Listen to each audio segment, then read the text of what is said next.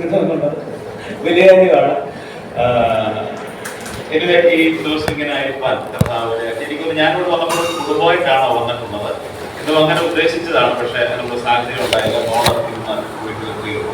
അപ്പോൾ അതുകൊണ്ടാണ് അല്ലെങ്കിൽ ഞങ്ങൾ ഒന്നിച്ച് വരണം എന്നുള്ള ആഗ്രഹത്തിലൊക്കെ ഇരുന്നാണ്, സാഹചര്യം ഉണ്ടായില്ല. എനിവേ ദൈവത്തിന് അങ്ങനെ പ്രസാദമായി എന്ന് ഞാൻ വിശ്വസിക്കുന്നു.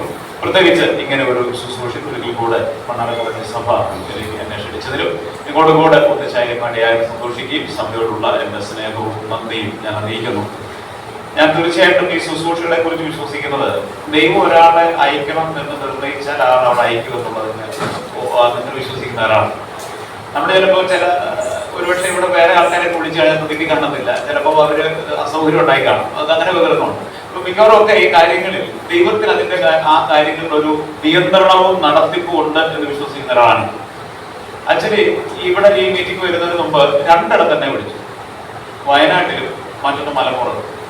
ഞാൻ ചെല്ലത്തില്ലെന്ന് പറയാം, മറ്റൊന്നുമല്ല, ഇത് ശുശ്രൂഷ വേറൊന്നും ഉണ്ടായിരുന്നില്ല. ഇന്നലെ കൊണ്ട് തീരുമാനമായിരുന്നു. ഇന്നലെ മച്ചിപ്പിടാമ്പിൽ എന്ന് പറഞ്ഞ ഇടുക്കിയിൽ ഒരു സ്ഥലത്ത് ഒരു 2 ദിവസത്തെ മീറ്റിംഗ്, ഇന്നലെ കൺവെൻഷൻ കഴിഞ്ഞ് ഞാൻ ഒരുപടി ഞാൻ വീട്ടിലെത്തി. ആ വിളിച്ചെടുത്ത് രണ്ടിടത്തും ആ മീറ്റിംഗ് കഴിഞ്ഞിട്ട് എനിക്ക് രാവിലെ 10 മണിക്കോടെ എത്താൻ പറ്റും. വയനാട്ടിൽ എത്താൻ പറ്റത്തില്ല, മലപ്പുറത്ത് എത്താൻ പറ്റില്ല, എങ്ങനെ ഓടിയാലും എത്തത്തില്ല. അപ്പൊ ഞങ്ങൾ തോരന്മാരെ എനിക്ക് അവിടെ എത്താൻ പറ്റത്തില്ലെങ്കിൽ രാത്രി മീറ്റിംഗ് ഉണ്ടാക്കുന്നത്. അത് കഴിയുമ്പോഴാണ് ഞങ്ങൾ വിഷയം കൂടിയാണ്. അപ്പൊ ഇതുവരെ നമുക്ക് എളുപ്പമാണ്. രാത്രി വന്നാലും ഇവിടുന്ന് 2 മണിക്കൂർ 2.5 മണിക്കൂർ കൊണ്ട് എനിക്ക് ഈ സ്ഥലത്ത് എത്താം. അപ്പൊ ഞാനത് പറഞ്ഞതിന്റെ താല്പര്യം, ദൈവത്തിന് ഓരോ ദൈവദാസം ഞാനെന്നല്ല ആരുമാകട്ടെ എക്സോർവായി ദൈവം നമ്മളുടെ സഭയിൽ നമ്മളോട് ചില സന്ദേശം അറിയിക്കുവാൻ ദൈവം അയക്കുമ്പോൾ ദൈവത്തിന് ആ കാര്യങ്ങളുടെ പിന്നിൽ ഒരു പൂർണ്ണമായ ഉദ്ദേശമുണ്ട് എന്ന് ഞാൻ വിശ്വസിക്കുകയാണ്. ഇന്ന് നമ്മളിവിടെ ഒന്നിച്ച് ചിന്തിക്കുവാൻ പോകുന്ന വിഷയവും നമ്മൾ പഠിക്കണമെന്നുള്ളതും നമ്മൾ കേൾക്കണമെന്നുള്ളതും ദൈവത്തിന്റെ പ്രത്യേകമായ ഉദ്ദേശവും ലക്ഷ്യവുമാകുന്നത് കൊണ്ട് വളരെ പ്രാർത്ഥനയോടുകൂടെ തന്നെ ദൈവത്തിന് അരുളി ചെയ്യുവാനുള്ള കാര്യങ്ങൾ കേൾക്കാൻ പ്രാർത്ഥനയോടുകൂടെ നമുക്ക് ദൈവസന്നിധിയിലായിരിക്കാം. ഇന്ന് നമ്മൾ ചിന്തിക്കുവാൻ പോകുന്ന വിഷയം, അതിന്റെ തലക്കുറി ഇങ്ങനെയാണ്: വചനം കേൾക്കുക, ഹൃദയം കഠിനമാക്കാതിരിക്കുക. അതാണ് നമ്മൾ ചിന്തിക്കാൻ പോകുന്ന വിഷയം. ഇത് പുതുമയുള്ള വിഷയമൊന്നുമല്ല. വചനം കേൾക്കുക സ്ഥിരമായിട്ട് കേട്ടുകൊണ്ടേ എത്രയോ നാടുകളായിട്ട് മണ്ണാർക്കാട് സഭ ദൈവവചനം കേട്ടുകൊണ്ടിരിക്കുക. അപ്പോൾ ഇന്ന് നമ്മൾ ചിന്തിക്കുന്ന വിഷയം, വചനം കേൾക്കുക, ഹൃദയം കഠിനമാക്കാതിരിക്കുക. ഒത്തിരി വിശാലമായൊരു വിഷയമാണ്. വചനം കേൾക്കണം, ഹൃദയം കഠിനമാക്കരുത്. ഇനി ഹൃദയം കഠിനമാക്കി, വചനം കേട്ടിട്ട് ഹൃദയം കഠിനമാക്കിയാൽ എന്ത് സംഭവിക്കും? ഒത്തിരി കാര്യം ഉൽപ്പത്തി പുസ്തകം തൊട്ട് വെളിപ്പാട് പുസ്തകം വരെ വിശാലമായി വിവരിച്ചിട്ടുള്ള ഒരു വിഷയമാണ് ഈ വിഷയം എന്ന് പറയുന്നത്. എന്നാൽ നമുക്കൊരു സമയത്തിന് പരിമിതി ഉണ്ട് എന്നുള്ളത് കൊണ്ട് ഇന്ന് ഒരു പുസ്തകത്തിൽ, ഒരു ലേഖനത്തിൽ മാത്രം ഒതുങ്ങി നിന്നുകൊണ്ട് ഇന്ന് പകലിൽ നിങ്ങളോട് സംസാരിക്കുവാനാണ് ഞാൻ താല്പര്യപ്പെടുന്നത്. ആധാരമായി എടുത്തിരിക്കുന്ന വേദഭാഗം എബ്രായ ലേഖനമാണ്. എബ്രായ ലേഖനത്തിൽ നിന്ന് അവിടുന്ന് ഇവിടെ നോക്കാൻ നമ്മൾ ചില വാക്യങ്ങൾ നമ്മൾ കണ്ട് ഈ വിഷയം നമ്മൾ പഠിക്കുന്നതാണ്. വചനം കേൾക്കുക, ഹൃദയം കഠിനമാക്കാതിരിക്കുക എന്നുള്ളതാണ് നമ്മൾ പഠിക്കുവാൻ പോകുന്ന വിഷയം എന്നുള്ളത്. ആധാരമായി എടുത്തിരിക്കുന്ന വേദഭാഗം എബ്രായ ലേഖനമാണ്. എല്ലാ വാക്യങ്ങളും പോകത്തില്ല. ഈ വിഷയവുമായി അനുബന്ധമായ ചില കാര്യങ്ങൾ മാത്രം നമ്മൾ ചിന്തിക്കണം. ഇനി നമ്മൾ ഏതൊരു പുസ്തകം പഠിക്കണമെങ്കിലും അതിന്റെ ഒരു ചരിത്ര പശ്ചാത്തലം ഒന്ന് മനസ്സിലാക്കിയിരിക്കുന്നത് നന്നാണ്. വിശാലമായ ഒരു ചരിത്ര പശ്ചാത്തലത്തിലേക്ക് പോവുകയില്ല. നമ്മൾ പഠിക്കുന്ന വിഷയം മനസ്സിലാക്കുവാൻ ആവശ്യമായ ഒരു പശ്ചാത്തലം വളരെ പെട്ടെന്ന് ഞാൻ പറഞ്ഞു പോകും. ഈ എബ്രായ ലേഖനം എഴുതിയത് യഹൂദ പശ്ചാത്തലത്തിൽ നിന്ന് വിശ്വാസത്തിൽ വന്ന ആൾക്കാർ, അതായത് യഹൂദന്മാരായ ആൾക്കാർ, അവർ യഹൂദ പദത്തിൽ നിന്ന് വിശ്വാസത്തിലേക്ക് വന്ന ആൾക്കാരാണ്. ആദ്യ നൂറ്റാണ്ടിൽ ഏറിയ ആൾക്കാരും യഹൂദന്മാരായിരുന്നു. വിശ്വാസത്തിലേക്ക് സ്ലീഹന്മാര് അവർ യഹൂദന്മാരായിരുന്നു. ആദ്യ നൂറ്റാണ്ടിൽ സ്ലീഹന്മാരെ പോയി സുവിശേഷം അറിയിച്ചതും സിനഗോഗിൽ യഹൂദന്മാരോടാണ്. പിന്നീട് ജാതികളിൽ നിന്ന് സഭയിലേക്ക് ആൾക്കാർ വരികയും പിന്നീട് ജാതികളുടെ എണ്ണം സഭയിൽ കൂടുകയും കാര്യമായ യഹൂദന്മാരുടെ എണ്ണം കുറഞ്ഞു വരികയും ചെയ്തു എന്നുള്ള ചരിത്ര യാഥാർത്ഥ്യം. ഇന്നും അവരുടെ ഒറ്റപ്പെട്ട യഹൂദന്മാർ ദൈവസഭയിൽ ഉണ്ടെങ്കിലും അവരുടെ എണ്ണത്തിൽ വളരെ കുറവാണ് എന്നുള്ളത് നമുക്ക് മനസ്സിലാക്കുവാൻ സാധിക്കും. അപ്പോൾ ആദ്യ നൂറ്റാണ്ടിൽ യഹൂദ പശ്ചാത്തലത്തിൽ നിന്ന് വിശ്വാസത്തിലേക്ക് വന്ന വിശ്വാസികൾക്കാണ് ഈ ലേഖനം എഴുതിയത്. ഇതിന്റെ എഴുതുവാനുള്ള പശ്ചാത്തലം, ഈ വിശ്വാസത്തിലേക്ക് വന്ന യഹൂദന്മാർ അല്ലെങ്കിൽ യഹൂദ വിശ്വാസികൾ അവർ പലവിധമായ പീഡനങ്ങൾ അനുഭവിക്കേണ്ടതായിട്ടും അതിന് പല കാരണങ്ങളുണ്ട്. പ്രധാനപ്പെട്ട കാര്യങ്ങൾ നമുക്കറിയാം. യേശുക്രിസ്തു ജനിച്ച കാലഘട്ടം, അതുപോലെ തന്നെ ആദ്യ നൂറ്റാണ്ടിലെ ഒരു ചരിത്ര പശ്ചാത്തലത്തിൽ യഹൂദന്മാർ റോമൻ സാമ്രാജ്യത്തിന്റെ അധീനതയിലായിരുന്നു, അതിന്റെ കീഴിലായിരുന്നു. ഒരു കാലത്ത് ഇന്ത്യ ബ്രിട്ടീഷ് സാമ്രാജ്യത്തിന്റെ അല്ലെങ്കിൽ ബ്രിട്ടീഷ് ഭരണത്തിന്റെ കീഴിലായിരുന്നു എന്ന് പറയുന്ന പോലെ തദ്ദേശീയരായ രാജാക്കന്മാരെ വെച്ച് കാര്യങ്ങളൊക്കെ അവർ സാധിപ്പിച്ചിട്ടുണ്ട് എന്നുള്ളത് പോലെ തന്നെ റോമൻ സാമ്രാജ്യം അധികാരത്തിൽ നിൽക്കുമ്പോൾ തന്നെ യഹൂദന്മാർക്ക് അവരുടേതായ ചില അധികാരങ്ങൾ അവർക്ക് നൽകപ്പെട്ടിരുന്നു എന്നുള്ളത് നമുക്ക് ചരിത്രത്തിൽ മനസ്സിലാക്കുവാൻ സാധിക്കും.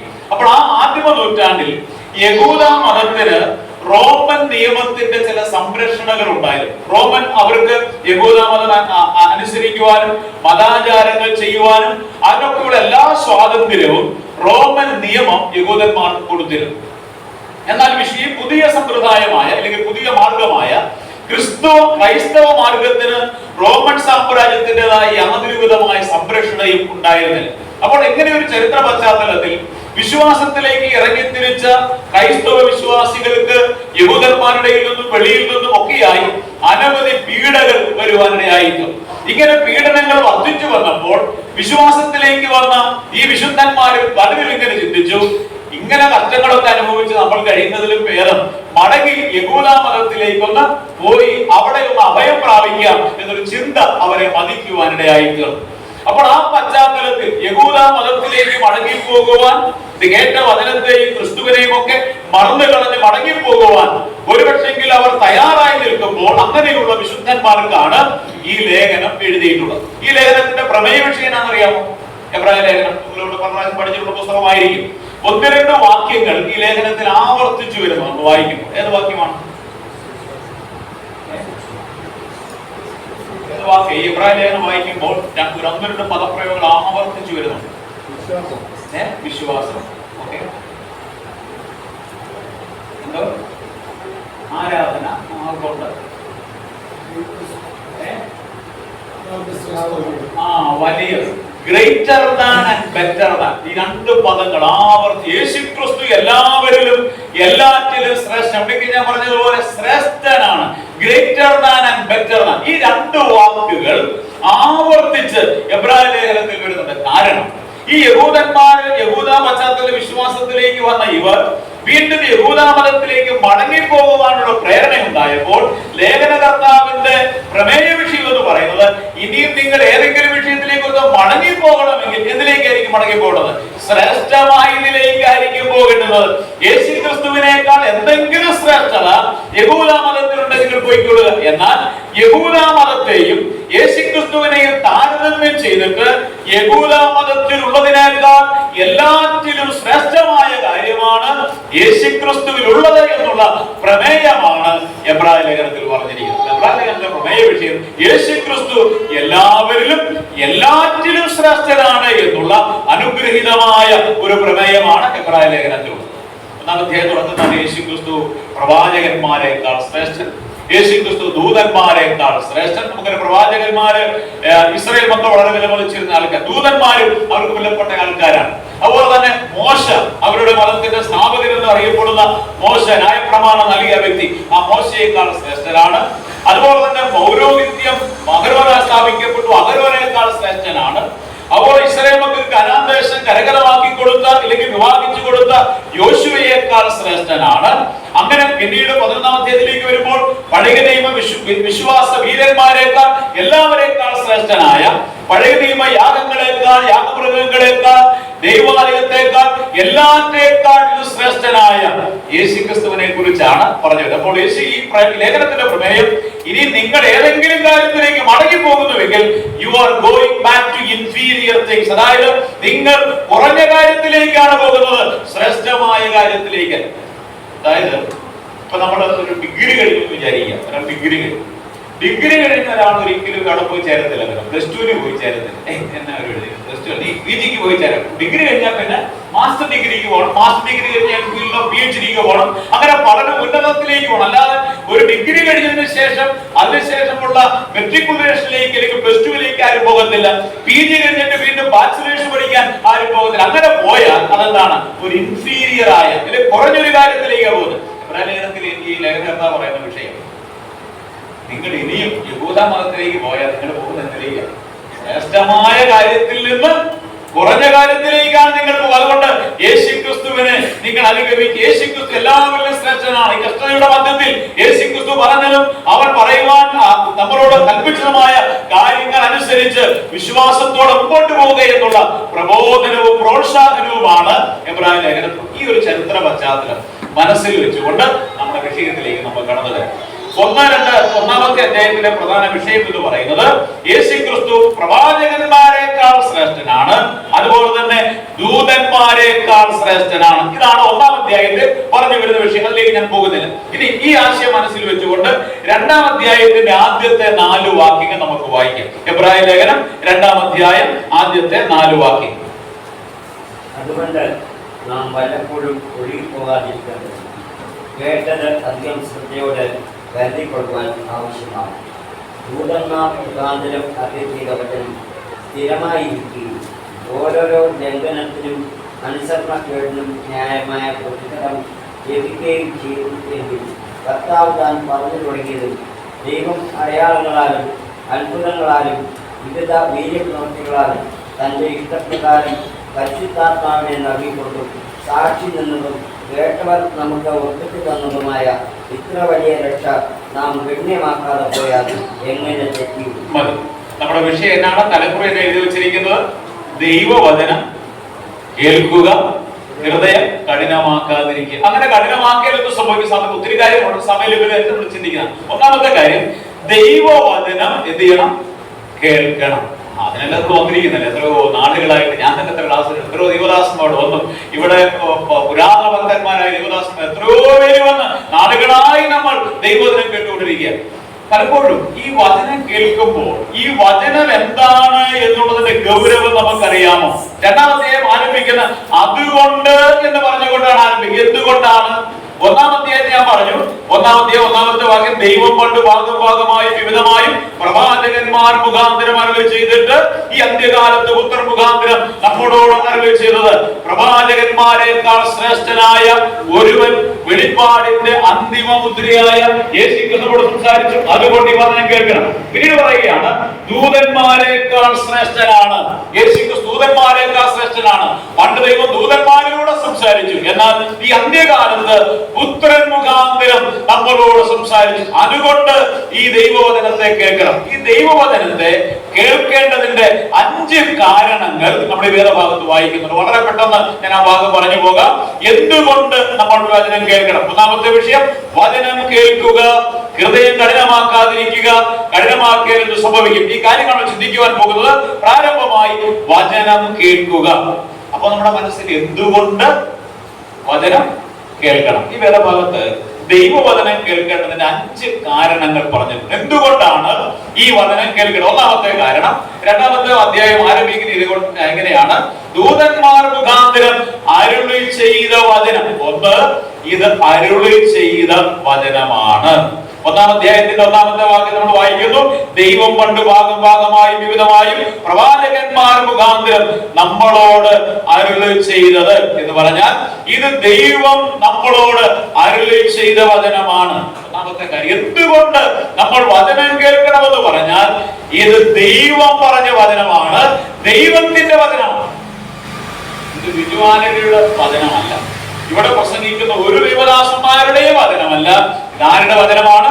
സ്വർഗത്തിലെ ദൈവത്തിന്റെ വചനമാണ്. ദൈവത്തിന്റെ അരുളപ്പാടുകളാണ് നമ്മൾ കേൾക്കുന്നത്. ഇന്ന് പകലിൽ നമ്മൾ ദൈവസന്നിധിയിൽ ഇരിക്കുമ്പോൾ ഈ വലിയൊരു മനോഭാവത്തോടെ, കർത്താവേ, അങ്ങ് തിരുവായി വഴി ഞങ്ങളോട് സംസാരിക്കണം, അവിടുത്തെ വചനമാണ് ഞങ്ങൾ കേൾക്കുവാൻ വന്നിരിക്കുന്നത് എന്നുള്ള ആ വലിയ ചിന്തയോടുകൂടെയും ഭയത്തോടുകൂടെയും നമ്മൾ ദൈവസന്നിധിക്കണം. കാരണം നമ്മൾ എന്തുകൊണ്ട് ദൈവവചനം കേൾക്കണം? ഈ ദൈവത്തിന്റെ അരുളപ്പാടായതുകൊണ്ട്. രണ്ടാമത്തെ കാര്യം, 3-ാമത്തെ വാക്യം നമ്മൾ ഇങ്ങനെയാണ് വായിക്കുന്നത്, കർത്താവ് താൻ പറഞ്ഞു തുടങ്ങിയതും ദൈവം അടയാളങ്ങളാലും അത്ഭുതങ്ങളാലും വീര്യപ്രവൃത്തികളാലും തന്റെ ആത്മാവിനെ നൽകിയും കൊണ്ട് ഉറപ്പിച്ച് നൽകിയതായ ഈ വചനം. രണ്ടാമത്തെ കാര്യം, ഈ വചനം അടയാളങ്ങളുടെയും അത്ഭുതങ്ങളുടെയും അകമ്പടിയോടുകൂടെ നൽകപ്പെട്ട വചനമാണ്. ഒന്ന്, ഇത് ദൈവത്തിന്റെ അരുളപ്പാടാണ്, അതുകൊണ്ട് നമ്മളിത് കേൾക്കണം. 2, ഈ വചനം അടയാളങ്ങളുടെയും അത്ഭുതങ്ങളുടെയും അകമ്പടിയോടുകൂടെ നൽകപ്പെട്ട വചനമാണ്. എന്ന് പറയാൻ എന്താ അതിന്റെ ആശയം? നമ്മൾ അങ്ങനെ വായിക്കുന്നത്, കർത്താവ് താൻ പറഞ്ഞു തുടങ്ങി ദൈവം അടയാളങ്ങളാലും അത്ഭുതങ്ങളാലും വീര്യപ്രവൃത്തി. ഈ വചനം നൽകിയത് അങ്ങനെ. മർക്കോസ് സുവിശേഷം 15-ാം അധ്യായത്തിന്റെ അവസാന വാക്യങ്ങളിൽ വായിക്കുന്നത്, വിശ്വസിക്കുന്നവരാൽ ഈ അടയാളങ്ങൾ നടക്കും, പല അത്ഭുതങ്ങളൊക്കെ നടക്കും. എന്നിട്ട് അതിന്റെ അവസാന വാക്യത്തിൽ വായിക്കുന്നത്, അപ്പോസ്തലന്മാർ ലോകത്തെമ്പാടും പോയി അപ്പോസ്തലന്മാരുടെ കൈകളാൽ അത്ഭുതങ്ങളും അടയാളങ്ങളും നടന്നു എന്ന് നമ്മൾ വായിക്കുന്നു. എന്നിട്ട് അവിടെ ആ അത്ഭുതങ്ങളും അടയാളങ്ങളും നടന്നതിന് ഉദ്ദേശം പറയുന്നുണ്ട്. അവരുടെ കയ്യാൽ നടന്ന അത്ഭുതങ്ങളാലും അടയാളങ്ങളാലും എന്ത് ചെയ്തു പോന്നു? വചനത്തെ ഉറപ്പിച്ചു പോന്നു എന്ന് പറഞ്ഞു കഴിഞ്ഞാൽ, ഇന്ന് നമ്മൾ ഇന്ന് വായിക്കുന്ന 66 പുസ്തകങ്ങളടങ്ങിയ പുതിയ നിയമം എല്ലാം കൂടെ ചേർത്ത് ദൈവവചനം പൂർത്തീകരിക്കപ്പെട്ടിരുന്നില്ല. അപ്പോൾ ആ കാലഘട്ടത്തിൽ ഒരു ദൈവദാസൻ പോയി ദൈവവചനം പറയുമ്പോൾ അവൻ ദൈവത്താൽ അയക്കപ്പെട്ടവനാണെന്നും അവൻ ദൈവത്തിന്റെ ദാസനാണെന്നും ഉറപ്പിക്കുവാൻ വേണ്ടി അവരുടെ കൈകളാൽ അത്ഭുതങ്ങളും അടയാളങ്ങളും എന്തിരുന്നു? നൽകപ്പെട്ടിരുന്നു. അപ്പോൾ ദൈവവചനം എന്ന് പറയുന്നത് അത്ഭുതങ്ങളാലും അടയാളങ്ങളാലും ഉറപ്പിച്ചു നൽകിയതാണ്. ഇന്ന് ഈ വചനം നൽകിയ അത്ഭുതങ്ങളുടെ അടയാളങ്ങളുടെ പ്രധാനപ്പെട്ട ലക്ഷ്യം എന്താണെന്ന് അറിയാമോ? എന്തായാലും ദൈവവചനത്തെ ഉറപ്പിക്കുക എന്നുള്ള. ഇന്ന് ദൈവവചനം നമുക്ക് എന്ത് കിട്ടി? ഉറപ്പിച്ച് നൽകി. ദൈവത്തിന്റെ അരുളപ്പാടും അത്ഭുതങ്ങളുടെയും അടയാളങ്ങളുടെയും അകമ്പടിയോടുകൂടെ ഉറപ്പിച്ചു നൽകിയതായ ഈ വചനം ഇന്നുള്ളത് കൊണ്ട് ഇന്ന് അത്ഭുതങ്ങളും അടയാളങ്ങളുടെയും പിന്നാലെ പോകണം. ഈ യോഹന്നാൻ സുവിശേഷത്തിൽ 11-ാം അധ്യായത്തിൽ കർത്താവിന്റെ അടുക്കൽ വന്ന ചില ആൾക്കാർ പറഞ്ഞ യേശുവിനെ കാണുവാനായിട്ട് താല്പര്യമുണ്ടോ? ഫിലിപ്പോസ് എന്ന അന്ത്രയോസിന്റെ അടുത്ത് പറഞ്ഞു. അപ്പോൾ അന്ത്രയോസും ഫിലിപ്പോസും കൂടെ കർത്താവിന്റെ അടുക്കൽ ചെന്നു. കർത്താവെ, ചില ആൾക്കാരെ കാണാൻ വന്നിട്ട്. കർത്താവ് എന്നാ പറയുന്നത്? വിചിത്രമായ ഉത്തരവാദിത്തം. അത് ഗോതമ്പ് മണി നിലത്ത് വീണ മരി ചത്തില്ലായി. ഇവിടെ നമ്മുടെ അടുത്ത് ഒരാൾ വന്നിട്ട് എനിക്ക് ബിജുവാരെ കാണണം, ഒന്നെങ്കിൽ പറയണം എനിക്ക് സൗകര്യമില്ല, സമയമില്ല, പോകാൻ അല്ലേ? എന്താണ് കർത്താവിന്റെ കർത്താവ് എനിക്ക് കുറച്ച് ആൾക്കാർ കാണാൻ. അപ്പൊ കർത്താവ് വേറെന്തോ കാര്യം പറയും. കർത്താവ് പറഞ്ഞ അർത്ഥം എന്നാ അറിയാം? പിന്നീട് കർത്താവിന്റെ 32-ാമത്തെ വാക്യത്തിൽ വായിക്കുന്നുണ്ട്. എടുത്ത് വായിക്കുന്നതിന്റെ വിഷയം നാശം പറഞ്ഞു പറഞ്ഞിട്ടാണ് കർത്താവ് പറയുന്നുണ്ട്. തന്റെ മരണവിധത്തെ കുറിച്ചാണ് കർത്താവ് പറഞ്ഞത്. അത് പറയാൻ കാരണം അറിയാം? ഈ ആൾക്കാരൊക്കെ യേശുവിനെ കാണാമെന്ന് എന്നതിലൂടെ അറിയാം. രാജാവാക്കാൻ. എന്തുകൊണ്ടാണ് രാജാവാക്കാൻ ശ്രമിച്ചത്?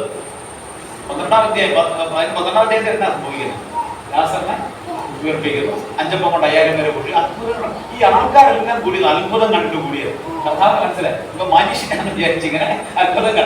കർത്താവ് പറഞ്ഞത്, എടാ നിങ്ങൾ എന്നെ കാണാൻ വന്നിട്ടുണ്ടെങ്കിൽ എന്നെ കാണേണ്ടുന്ന സ്ഥലം ക്രൂശാണ്. ഞാൻ വന്നത് ക്രൂശിൽ മരിക്കുവാൻ. ദേവദാസം ആരാധനാത്മക ചിന്ത പറഞ്ഞപ്പോൾ പറഞ്ഞ കാര്യമാണ്, യേശുക്രിസ്തു മരിക്കുന്ന കാര്യം ആർക്കും താല്പര്യമുള്ള വിഷയമായിരുന്നില്ല. കാരണം മനുഷ്യവർഗത്തിന്റെ പാപത്തിന്റെ പരിഹാരത്തിന് ഇന്നും പലയിടത്തും അത് തന്നെയാണ് നടക്കുന്നത്. അത്ഭുതങ്ങളും അടയാളങ്ങളും നടക്കുന്നു. ക്രൂശിക്കപ്പെട്ടവനായ ക്രിസ്തുവിനെ വിസ്മരിച്ചു പോകും. പൗലോസ് പറഞ്ഞു, ഞങ്ങൾ ക്രൂശിക്കപ്പെട്ടവനായ ക്രിസ്തുവിനെ പ്രസംഗിക്കുന്നു. എന്റെ പ്രസംഗ വിഷയവും എന്റെ പ്രശംസാ വിഷയവും അതെന്താണ്? ക്രൂശാണ്. ഞാൻ പറഞ്ഞു അതിന്റെ താല്പര്യം. ഇന്ന് ദൈവവചനം ഉറപ്പിച്ചു നൽകിയ വചനത്തിന്റെ അടിസ്ഥാനത്തിൽ ക്രൂശിതനായ ക്രിസ്തുവിനെ നമ്മൾ ഉയർത്തിയാൽ, പുത്രനോ ഉയർത്തപ്പെട്ടാൽ അവന്റെ അടുക്കിലേക്ക് ആൾക്കാർ ആകർഷിക്കപ്പെടും. തിരുവെഴുത്തിൽ വായിക്കുന്ന പോലെ ആകർഷിക്കപ്പെടുവാനിടയാകും. അപ്പോൾ ഈ വചനം അത്ഭുതങ്ങളുടെയും അടയാളങ്ങളുടെയും അകമ്പടിയോടുകൂടെ ഉറപ്പിച്ചു നൽകിയ വചനമാണ്. മൂന്നാമത്തെ കാര്യം, വചനത്തിന്റെ പ്രത്യേകത 2-ാം അധ്യായത്തിന്റെ 3-ാമത്തെ വാക്യത്തിലുണ്ട്. വീര്യപ്രവർത്തികൾ തന്റെ ഇഷ്ടപ്രകാരം പരിശുദ്ധാത്മാവിനെ നൽകിയും കൊണ്ട്. 3-ാമത്തെ കാര്യം, ഇത് ആത്മാവ് സാക്ഷ്യപ്പെടുത്തിയ വചനമാണ്. ഇത് ആത്മാവ്. എന്തുകൊണ്ട് നമ്മൾ വചനം കേൾക്കണം? 1, അരുളി ചെയ്ത വചനം. 2, അത്ഭുതങ്ങളുടെ അടയാളങ്ങളുടെ അകമ്പടിയോട് നൽകപ്പെട്ട വചനം. 3, ആത്മാവ് സാക്ഷ്യപ്പെടുത്തിയ വചനം. എന്താ ആത്മാവ് സാക്ഷ്യപ്പെടുത്തിയ വചനം എന്ന് പറഞ്ഞു കഴിഞ്ഞാൽ? തീമോഥെയോസിന്റെ ലേഖനത്തിൽ പൗലോസ് പറയുന്നത് എല്ലാ തിരുവെഴുത്തും എന്ന് പറഞ്ഞാൽ ദൈവവിശ്വാസീയമാണെന്ന് പറഞ്ഞാൽ എന്താ അതിന്റെ അർത്ഥം? എല്ലാ തിരുവെഴുത്തും ദൈവവിശ്വാസീയമാണെന്ന് പറഞ്ഞാൽ എന്ന് പറഞ്ഞു കഴിഞ്ഞാൽ ദൈവം വെളിപ്പെടുത്തി കൊടുത്ത വെളിപ്പാടുകൾ പത്രോസിലും യോഹന്നാനിലും പൗലോസിലും ഒക്കെ മാത്രമായിരുന്നു. അവർക്ക് അവർ ഇൻഡിവിജ്വലായിട്ട് പ്രത്യേകമായി വെളിപ്പാട് കൊടുത്ത ആ വെളിപ്പാടുകൾ അവരെന്ത് ചെയ്തു? രേഖയാക്കി വെച്ചു. ആ രേഖയാക്കിയപ്പോൾ പരിശുദ്ധാത്മാവിന്റെ പൂർണ്ണ നിയന്ത്രണത്തിലാണ് അവർ എഴുതിയത്. ഈ വചനത്തിന്റെ എഴുത്തുകാരൻ 40ഓളം എഴുത്തുകാരനെ ഉപയോഗിച്ചിട്ടുണ്ടെങ്കിലും ഇതിന് ഒരേ ഒരു എഴുത്തുകാരനാണുള്ളത്. ആ എഴുത്തുകാരൻ ആരാണ്? പരിശുദ്ധാത്മാവ്. അതാണ് പത്രോസ് എന്ന് പറയുന്നത്, പ്രവചനം ഒരിക്കലും മനുഷ്യന്റെ ഇഷ്ടത്താൽ വന്നതല്ല. ദൈവപുരുഷന്മാർ എന്ത് ചെയ്ത? പരിശുദ്ധാത്മ നിയോഗം പ്രാപിച്ചിട്ട് സംസാരിച്ചത്. ആത്മാവിനാൽ നയിക്കപ്പെട്ടവരായി എഴുതിയ വചനമാണ്. അതുകൊണ്ട് ഈ വചനത്തിനകത്ത് എന്തില്ല? യാതൊരു വിധമായ തെറ്റുകൾ. ഉപദേശപരമായ തെറ്റില്ല, ചരിത്രപരമായ തെറ്റില്ല, ഭൂമിശാസ്ത്രപരമായ തെറ്റില്ല. വേദപുസ്തക സംബന്ധമായ ലോകത്തിലെ ഒരു വിഷയ സംബന്ധമായ ബൈബിളിൽ യാതൊരു വിധമായ തെറ്റുകളും ഇല്ലാത്ത ഗ്രന്ഥമാണ്. അതുകൊണ്ട് നമ്മൾ എന്ത് ചെയ്യണം? വചനം കേൾക്കണം. മറ്റെല്ലാ പുസ്തകങ്ങളും തെറ്റുകളും. അപ്പൊ ഞാനൊരു പുസ്തകം എഴുതിയാൽ സൈമൺ സാറിന്റെ പുസ്തകത്തിനകത്ത് ഫിലിപ്പുസാറും പൗലോസിനെ കുറിച്ച് മനോഹരമായ പുസ്തകം, അതിനകത്ത് വേണം എന്ത് ചെയ്യാം, തെറ്റ് വരാം. തെറ്റുണ്ടെന്നല്ല, നല്ല നല്ല പുസ്തകം. ഞാൻ പറഞ്ഞു വന്നത് അത് ദൈവവിശ്വാസീയമല്ല, എന്നാൽ ബൈബിൾ മാത്രമാണ് എന്തായിട്ടുള്ളത്, ദൈവവിശ്വാസീയമായിട്ടുള്ളത്. അതിനകത്ത് യാതൊരു വിധമായ തെറ്റുമില്ലാതെ നമ്മുടെ കയ്യിൽ നൽകിയിരിക്കുന്ന വചനമാണ്. അതുകൊണ്ട് ഈ വചനം കേൾക്കണം. ഇനി ഒന്നാമത്തെ വാക്യം, നാലാമത്തെ കാര്യം, അതുകൊണ്ട് നാം വല്ലപ്പോഴും ഒഴുകിപ്പോകാതിരിക്കേണ്ടതിന് കേട്ടത് അധികം ശ്രദ്ധയോടെ കരുതിക്കൊള്ളുവാൻ ആവശ്യമുണ്ട്. നാലാമത്തെ ആശയം, അതുകൊണ്ട് അവഗണിക്കരുത്. ഈ വചനത്തെ നമ്മൾ അവഗണിക്കുവാൻ പാടില്ല. കാരണം ഇത് ദൈവത്തിന്റെ അരുളപ്പാടാണ്. അത്ഭുതങ്ങളാലും അടയാളങ്ങളാലും ഉറപ്പിച്ചു നൽകിയ വചനമാണ്. ആത്മാവ് സാക്ഷീകരിച്ച ദൈവശാസ്ത്രീയമായ വചനമാണ്. അതുകൊണ്ട് ഇതിനെ എന്ത് ചെയ്യരുത്, അവഗണിക്കരുത്. നമ്മൾ അവഗണിക്കുന്നുണ്ടോ? എനിക്ക് തോന്നുന്നത് ഏറ്റവും കൂടുതൽ അവഗണിക്കപ്പെടുന്ന ഒരു നമ്മുടെ സമൂഹമാണ്. നമ്മൾ ഏറ്റവും കൂടുതൽ കേൾക്കുന്നുണ്ട്, പക്ഷെ കേട്ട വചനത്തോട് ഒരു നീതിയും പുലർത്താതെ നമ്മൾ ജീവിക്കുന്നുണ്ടോ എന്ന് ചിന്തിക്കണം. ദൈവം പറയുകയാണ്, ഈ വചനത്തെ, ഇങ്ങനെയുള്ള ഈ വചനത്തെ നിങ്ങൾ ഒരു കാരണവശാലും അവഗണിക്കുവാനിടയാകരുത്. അതുകൊണ്ട് ഇങ്ങനെ ഒരു വചനമായതുകൊണ്ട് യേശുക്രിസ്തു പ്രവാചകന്മാരെക്കാൾ ദൂതന്മാരെക്കാൾ ശ്രേഷ്ഠനായ യേശുക്രിസ്തുവിലൂടെ അന്ത്യകാലത്ത് അരുളി ചെയ്ത വചനത്തിന് ഇങ്ങനെയുള്ള പ്രത്യേകത ഉള്ളത് കൊണ്ട് ഈ വചനത്തെ നിങ്ങൾ അവഗണിക്കരുത്, അവഗണിക്കരുത്, അവഗണിക്കരുത്. എന്തുകൊണ്ട് അവഗണിക്കരുത്? രണ്ടാമത്തെ വാക്യം ഇങ്ങനെ വായിക്കുന്നു, ദൂതന്മാർ മുഖാന്തരം അരുളി ചെയ്ത വചനം സ്ഥിരമായിരിക്കുകയും ഓരോരോ ലംഘനത്തിനും അനുസരണക്കേടിനും ന്യായമായ പ്രതിഫലം ലഭിക്കുകയും ചെയ്തു എങ്കിൽ. അഞ്ചാമത്തെ കാര്യം, അനുസരണക്കേടിന് എന്നാ ഉണ്ട്? ശിക്ഷയാണ്. വചനം കേൾക്കുക, അതാണ് നമ്മുടെ ഇപ്പൊ നമ്മൾ ചിന്തിച്ചുകൊണ്ടിരുന്ന വിഷയം. എന്തുകൊണ്ട് വചനം കേൾക്കണം?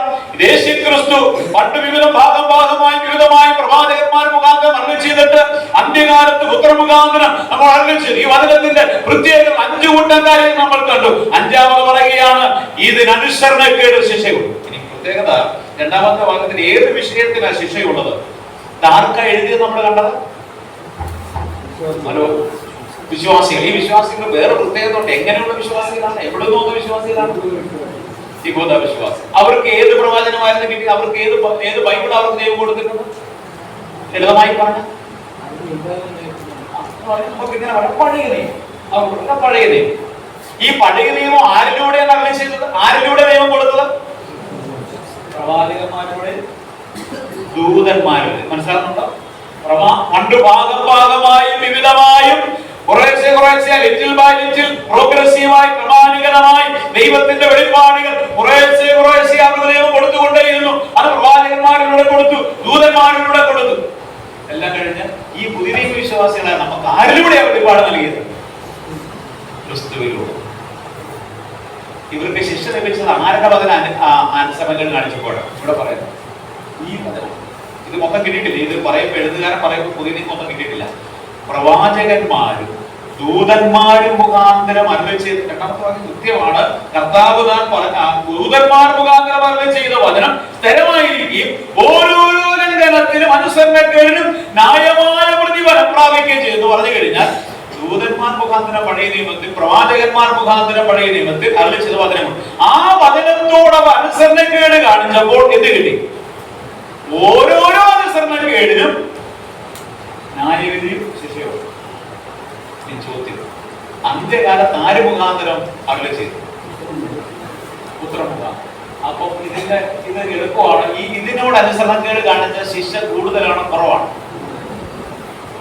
നമ്മൾ പൊതുവെ ചിന്തിച്ച് വെച്ചേക്കുന്ന, വശവാക്കി വെച്ചേക്കുന്ന കാര്യങ്ങൾ, പഴയ നിയമത്തിലെ ദൈവം രക്തദാഹിയായ ദൈവം എന്ത് കാണിച്ച ഉടനെ കൊന്നുകളെ ന്യായവിധി. പുതിയ നിയമത്തിലെ കർത്താവ് കരുണാവാരിയ കർത്താവ് എന്ത് കാണിച്ചാലും കർത്താവ് സോറി എന്ന് പറഞ്ഞാൽ ക്ഷമിച്ചു.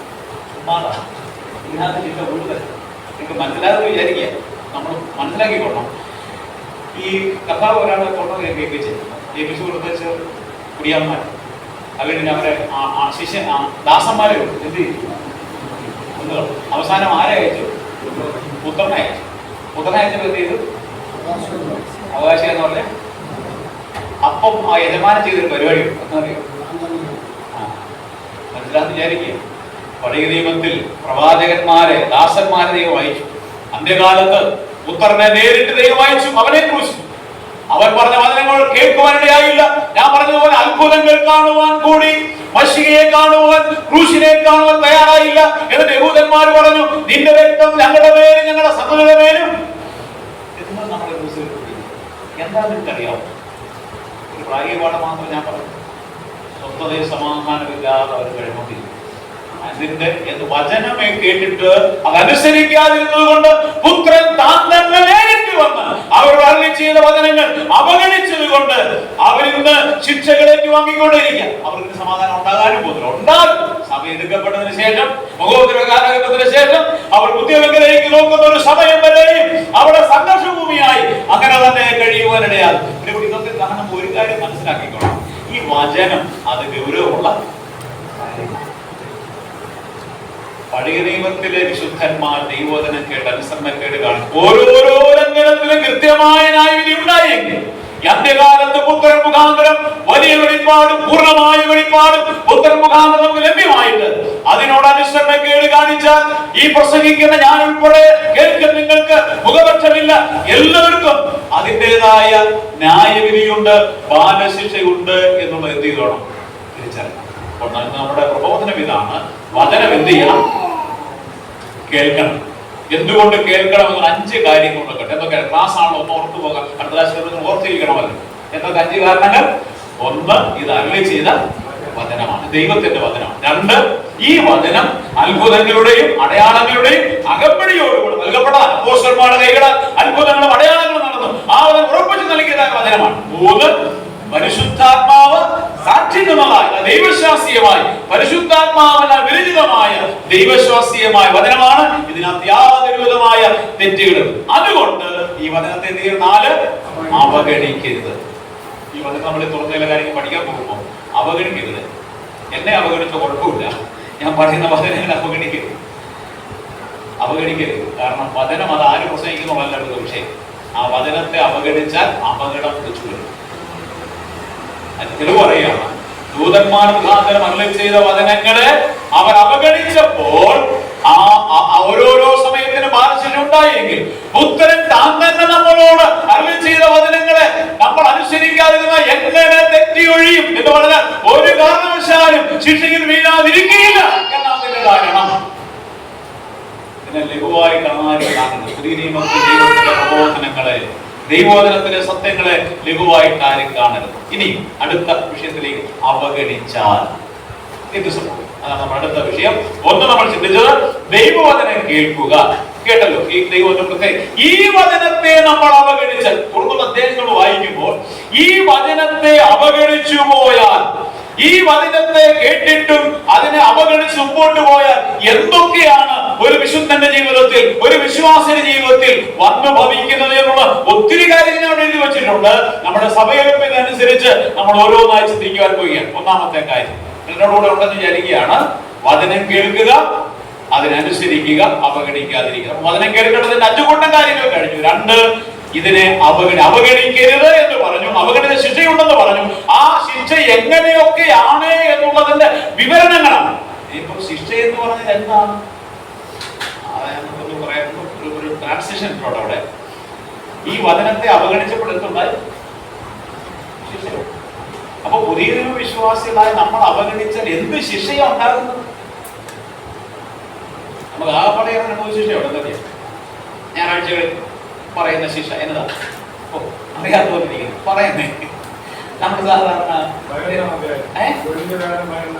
അധ്യായം ബലഹീനരാകും, രോഗികളാകും, നിദ്ര പ്രാപിക്കും, മരിച്ചു. നമുക്കറിയാവുന്ന 3 കൂട്ടം ബേസിക്. ശരിയല്ല? ഇത് മാത്രമല്ല, അതതിന്റെ ഭാഗത്ത് കൊണ്ടുപോയി, അതൊക്കെ ശരിയാ. ഇത് മാത്രമല്ലാതെ നമ്മുടെ ആത്മീയ ജീവിതത്തിലും ഒക്കെ ഭവിക്കാവുന്ന ചില കാര്യങ്ങൾ വളരെ കൃത്യത. ഈ ഒരു പശ്ചാത്തലം നിങ്ങൾ മനസ്സിൽ വെച്ചുകൊണ്ട് വേണം എബ്രായ ലേഖനത്തിൽ തുറന്നുള്ള വിഷയങ്ങൾ ലേഖനകർത്താവ് എങ്ങനെയാണ് പറഞ്ഞു. യേശുക്രിസ്തു ഉന്നതനാണ്, ശ്രേഷ്ഠനാണ്, അവൻ മുഖാന്തരം അരുളി ചെയ്ത വചനം നിങ്ങൾ അവഗണിക്കരുത്. അവഗണിച്ചു പോയാൽ നിങ്ങൾക്ക് അപകടമാണ് എന്നുള്ളത് ഈ വിശുദ്ധന്മാരെ ഇവരോട് പറഞ്ഞു വരുമ്പോൾ എന്തൊക്കെ അപകടങ്ങളിലേക്കും എന്തൊക്കെ ശിക്ഷകളിലേക്കും ഏതൊക്കെ അവസ്ഥാന്തരങ്ങളിലേക്കും ഒരു വിശ്വാസിയെ നയിക്കും എന്നുള്ളതിന്റെ വിവരണങ്ങൾ എബ്രായ ലേഖനത്തിലുണ്ട്. ആ ആശയം മനസ്സിലാക്കി വെച്ചുകൊണ്ട് അവഗണിച്ചാൽ സംഭവിക്കുന്ന കാര്യങ്ങൾ എന്ന് എഴുതിയിട്ട് ഒന്നാമത്തെ പോയിന്റ് എഴുതാം. അവഗണിച്ചാൽ എന്ത് സംഭവിക്കും? അതിനെ കേൾക്കണം, അതിനെ അവഗണിക്കരുത്. അവഗണിച്ചാൽ എന്ത് സംഭവിക്കും? ഒന്നാമത്തെ കാര്യം 3-ാം അധ്യായത്തിന്റെ 8-ാമത്തെ വാക്യം, എബ്രായ ലേഖനം 3:8. ഇന്ന് നിങ്ങൾ അവരുടെ ശബ്ദം കേൾക്കുന്നുവെങ്കിൽ മരുഭൂമിയിൽ വെച്ച് പരീക്ഷാ ദിവസത്തിലെ മത്സരത്തിൽ എന്ന പോലെ നിങ്ങളുടെ ഹൃദയം കഠിനമാക്കരുത്. നിങ്ങൾ എന്റെ ശബ്ദം കേൾക്കുന്നു എങ്കിൽ മരുഭൂമിയിൽ വെച്ച് പരീക്ഷാ ദിവസത്തിൽ മത്സര ദിവസത്തിൽ എന്ന പോലെ നിങ്ങളുടെ ഹൃദയം എന്ത് ചെയ്യരുത്? കഠിനമാക്കരുത്. ഈ വചനത്തെ അനവധി പ്രാവശ്യം കേട്ട് അനുസരണക്കേട് കാണിക്കാതെ മത്സരിച്ച് മുമ്പോട്ട് പോയാൽ ഒരു വിശ്വാസിക്ക് സംഭവിക്കുന്ന ഒന്നാമത്തെ കാര്യം അവരുടെ ഹൃദയം കഠിനപ്പെടും എന്നുള്ളതാണ്. ഒന്നാമത്തെ ആശയം ഹൃദയം കഠിനപ്പെടും. എന്നാണ് ഞാൻ വിവരിക്കാം. ഹൃദയം കഠിനപ്പെടും. എന്താ ഹൃദയകാഠിന്യം? ഹൃദയം കഠിനപ്പെടുക എന്ന് പറഞ്ഞാൽ എന്നോട് പോണ്ടല്ലോ, ചിന്തിക്കുന്ന വിഷയമുണ്ടല്ലോ. വചനം കേൾക്കണം, ഇത് ദൈവത്തിന്റെ വചനമാണ്. ഇതിന്റെ പ്രത്യേകത നമ്മൾ കണ്ടു. അവഗണിച്ചാൽ അപകടം ന്യായവിധികളെന്ന് പറഞ്ഞു. ഇതൊരു പ്രോഗ്രസീവായി നടക്കുന്ന ഒരു കാര്യം. ഒറ്റ ദിവസം കൊണ്ടൊന്നും ഒരു വ്യക്തികൾ ആരും ദൈവം ഒത്തുകൊടുക്കി കളയുന്നത്. അതിന് പ്രോഗ്രസ് ചില കാര്യങ്ങളിലൂടെ ഇങ്ങനെ മുമ്പോട്ട് പോയിട്ടാണ് ഈ മരണമൊക്കെ അറ്റകൈക്ക് നടക്കുന്ന കാര്യങ്ങൾ. അതിന് മുമ്പ് ചില കാര്യങ്ങളാണ്. അതിന് മുമ്പ് നടക്കുന്ന ഒന്നാമത്തെ കാര്യം പയ്യെ ഹൃദയത്തെയും എന്താ ഈ ഹൃദയകാഠിന്യം എന്ന് പറയുന്നത്? തെറ്റ് മനസ്സിലാക്കുന്ന പോയിട്ടാണ്. വേറെ എന്താ പറയുക? ക്ലാസ് ആട്ടോ പറഞ്ഞത് പ്രസംഗിക്കുന്ന കാര്യമില്ല. നമ്മൾ പഠിച്ചതിന്റെ എന്തോ ദൈവവും മനസ്സിലും ഒന്നും ഇല്ലാത്ത ഒരു കാഠിന്യമുള്ള ഒരു ഹൃദയത്തിന്റെ ഉടമയായി തീരും. ഇത് സംഭവിക്കുന്നത് ഈ ഹൃദയകാഠിന്യത്തിലേക്ക് ഈ 3-ാം അധ്യായത്തിൽ തന്നെ അനവധി അവസ്ഥാന്തരങ്ങളിലൂടെ പോയിട്ടാണ് ഹൃദയകാഠിന്യം ഉണ്ടാകുന്നത്. 9-ാമത്തെ വാക്യം വായിച്ചു 3:9. ഒത്തിരി വിവരിക്കണം. ഈ 3-ാം അധ്യായം തന്നെ വിവരിച്ച ഇന്നത്തെ 2 മണിക്കൂർ പറഞ്ഞ തീരത്തില്ലെങ്കിലും പറഞ്ഞു പോകണമല്ലോ. 3-ന്റെ 9-ാമത്തെ വാക്യം വായിച്ചു. അവിടെ വെച്ച് നിങ്ങളുടെ പിതാക്കന്മാർ എന്നെ പരീക്ഷിച്ചു, 40 ആണ്ട് എന്റെ പ്രവൃത്തികളെ കണ്ടിട്ടും എന്നെ ചോദന ചെയ്തു. അതുകൊണ്ട് എനിക്ക് ആ തലമുറയോട് നീരസം. അതുപോലെ തന്നെ എന്റെ 19-ാമത്തെ വാക്യത്തിൽ അങ്ങനെ അവിശ്വാസ നിമിത്തം അവർക്ക് പ്രവേശിക്കാൻ കഴിഞ്ഞില്ല. ഒന്ന് അവിശ്വാസം ഉണ്ടാകും. ഈ ഹൃദയകാഠിന്യത്തിലേക്ക് ഒരു ഒന്നാമത്തെ കാര്യം ദൈവത്തിലും ദൈവത്തിന്റെ പ്രവർത്തനങ്ങളിലും എന്ത് ചെയ്യും? അവിശ്വസിക്കും. ദൈവത്തെ പിന്നെ അവിശ്വസിച്ച് കഴിഞ്ഞാൽ പിന്നെ എന്ന് കഴിഞ്ഞാൽ ദൈവത്തെ എന്ത് ചെയ്യും? പരീക്ഷിക്കും. ദൈവത്തിൽ നടക്കുമോ ഇല്ലെന്ന് ഒരു ചോദ്യമുണ്ട്. പിന്നീട് അതിന്റെ 11-ാമത്തെ വാക്യത്തിൽ 10-ാമത്തെ വാക്യം നമ്മൾ 11-ാമത്തെ വാക്യം നമ്മൾ വായിക്കുന്നത് അതുകൊണ്ട് 3-ന്റെ 10-ാമത്തെ വാക്യം, അതുകൊണ്ട് എനിക്ക് ആ തലമുറയോട് നീരസമുണ്ടായി. അവരെപ്പോഴും തെറ്റിപ്പോകുന്ന ഹൃദയമുള്ളവരെന്നും എന്റെ വഴികളെ അറിയാത്തവരെന്നും ഞാൻ പറഞ്ഞു. അപ്പോ ഹൃദയകാഠിന്യത്തിൽ ഒന്ന് അവിശ്വാസം ഉണ്ടാകുന്നു. അവിശ്വാസം ഉണ്ടായി ദൈവത്തെ അവിശ്വസിക്കുന്ന ദൈവത്തെ ചോദ്യം ചെയ്യുന്നു. മറ്റൊരു കാര്യം ദൈവ വഴികളെ അറിയാതെ എന്ത് ചെയ്യും? തെറ്റിപ്പോകും. ദൈവകാഠിന്യത്തിലേക്ക് വരുന്നത് ദൈവ വഴികളെ അറിയാം. ദൈവ വഴികളെ അറിയണേ എന്ത് ചെയ്യണം? എല്ലാം കണക്കാണ്. ദൈവ വഴികൾ അറിയണ എന്ത് ചെയ്യണം? വചനം അറിയണം. വചനം അറിയാത്തവൻ എന്ത് ചെയ്യത്തില്ല? ദൈവ വഴി അറിയത്തില്ല. സഭയിൽ എങ്ങനെ പെരുമാറണം, കുടുംബത്തിൽ എങ്ങനെ ഇടപെടണം, ഭാര്യയോട് എങ്ങനെ ഇടപെടണം, ഭർത്താവിനോട് എങ്ങനെ ഇടപെടണം, മാതാപിതാക്കളോട് എങ്ങനെ ഇടപെടണം എന്ന് ചോദിച്ചാൽ ഒരു യൂണിവേഴ്സിറ്റി പോയാലും ഇതിന്റെ പ്രമാണം അറിയാൻ പറ്റത്തില്ല. ആ വഴി അറിഞ്ഞ് അഭിപ്രകാരം ഒരുവൻ വർദ്ധിക്കണമെങ്കിൽ ദൈവവചനം അറിയണം. ഈ വചനത്തെ അവഗണിച്ചു കഴിഞ്ഞാൽ സംഭവിക്കുന്ന കാര്യമാണ് നിങ്ങൾ തെറ്റിപ്പോകുന്ന ഹൃദയമുള്ളവർ, വഴി തെറ്റിപ്പോകുന്നവരായി, ദൈവത്തിന്റെ വഴികളെ അറിയാതെ വഴി തെറ്റിപ്പോകുന്നവരായി തീരും. വഴി അറിഞ്ഞെങ്കിലേ എന്ത് ചെയ്യാൻ പറ്റുള്ളൂ? വഴി അറിഞ്ഞെങ്കിലേ വഴി അറിയാം. ഇന്ന് നമ്മുടെ പല ആൾക്കാർക്കും വഴി ദുഃഖകരമാണ്. നിങ്ങൾ അതിനെ പിണങ്ങാനും കൊള്ളാൻ പറയാതിരിക്കുന്നത്. നമ്മുടെ പല ആൾക്കാർക്ക് വഴി അറിഞ്ഞൂടെ. എന്നാ വഴിയോ? വചനമാകുന്ന വഴി അറിഞ്ഞു. അതുകൊണ്ട് സഭയെ വന്നാൽ ഞാൻ എന്ത് ചെയ്യണം, എങ്ങനെ ഇടപെടണം, വഴി അറിഞ്ഞുകൂടും. അതുകൊണ്ട് ഇഷ്ടം പോലെ ചെയ്യുന്നത്. കുടുംബത്തിൽ ഭാര്യ ഭർത്താവ് എങ്ങനെയാണ് ഇടപെടുന്നത്, ഈ വഴിയൊക്കെ ഇതിനകത്ത് ഈ വഴി അറിഞ്ഞുകൂടാ. നമ്മുടെ പ്രശ്നങ്ങളെല്ലാം കാരണം നമ്മൾ ഇതിനകത്ത് വലിയ അഭിമാനം കൊള്ളുന്നുണ്ട്. ദൈവത്തിനെ അറിയാമെന്നുകൊണ്ട് പ്രതികാരായി നമ്മൾ അഭിമാനപ്പെടുന്നത്. ഈ പ്രായോഗികമായി വചനം അറിയുന്നത്, ആ വഴിയിലൂടെ നടക്കുന്നതിലും നമ്മൾ പരാജയപ്പെട്ടുകൊണ്ടിരിക്കുന്നു എന്നുള്ളത് യാഥാർത്ഥ്യമാണ്. അതുകൊണ്ട് വചനത്തിലേക്ക് മടങ്ങി നിരന്തരമായി ഈ മണ്ണാരക്കുളഞ്ഞ സഭയിൽ ദൈവസഭ മുൻകൈയെടുത്ത് വചനം കേൾപ്പിക്കുന്നത് ആ വഴി അറിയുവാൻ വേണ്ടിയാണ്. ആ വഴി അറിഞ്ഞ് തെറ്റിപ്പോകാതിരിക്കുക. അപ്പൊ ഹൃദയകാഠിന്യം ഉണ്ടാകുന്നതിന് മുമ്പ് അവിശ്വാസം ഉണ്ടാകുന്നു, വഴി തെറ്റിപ്പോകുന്നു. പിന്നീട് 9-ാമത്തെ വാക്യം നമ്മൾ വായിക്കുന്ന എന്താണ്? അവിടെ വെച്ചവർ പിതാക്കന്മാരെ പരീക്ഷിച്ചു. ദൈവത്തെ പരീക്ഷിക്കുക എന്ന് പറയുന്നതിന്റെ അർത്ഥമല്ല. നമ്മുടെ ഹൈസ്കൂളിലൊക്കെ സ്കൂളിലും കോളേജിലൊക്കെ പരീക്ഷ ഇടുന്നതിനാ മക്കളെ പരീക്ഷ ഇടുന്നത്. സാർമാർക്ക് വരെ പണിയൊന്നുമില്ല. പരീക്ഷ ഇടുന്നതിനാ ദൈവത്തെ പരീക്ഷിക്കുന്നതിന്. അതായത് ഇതിന്റെ കാര്യം ഒത്തിരി കാര്യങ്ങളൊക്കെ കണ്ടു. സാറേ ഞാന് 1ാം സെമസ്റ്റർ എല്ലാത്തിനും A+ വാങ്ങിച്ചു, പിന്നെ എനിക്ക് എന്തിനാ പരീക്ഷ? എടാ നീ എഴുതാൻ 2ാം സെമസ്റ്റർ നീ എന്ത് ചെയ്തിട്ടുണ്ട്? ഇത് ചെയ്തു എന്ന് പറഞ്ഞാൽ ഇസ്രായേൽ മക്കൾ അത്ഭുതങ്ങളും അടയാളങ്ങളും അനവധി കണ്ടത്. ഈ ദൈവം എല്ലാം ചെയ്യാൻ പ്രാപ്തനാണെന്ന് അവർക്ക് മനസ്സിലായി. അവിശ്വാസം അവരുടെ ഹൃദയത്തിൽ വന്നു കഴിഞ്ഞപ്പോൾ, ദൈവ വഴികളെ വിട്ടുമാറിയപ്പോൾ, ഈ ദൈവം ഇന്നും എന്നെ സഹായിക്കുക പ്രാപ്തനാണോ എന്ന് പറഞ്ഞ് ദൈവത്തെ എന്ത് ചെയ്തു?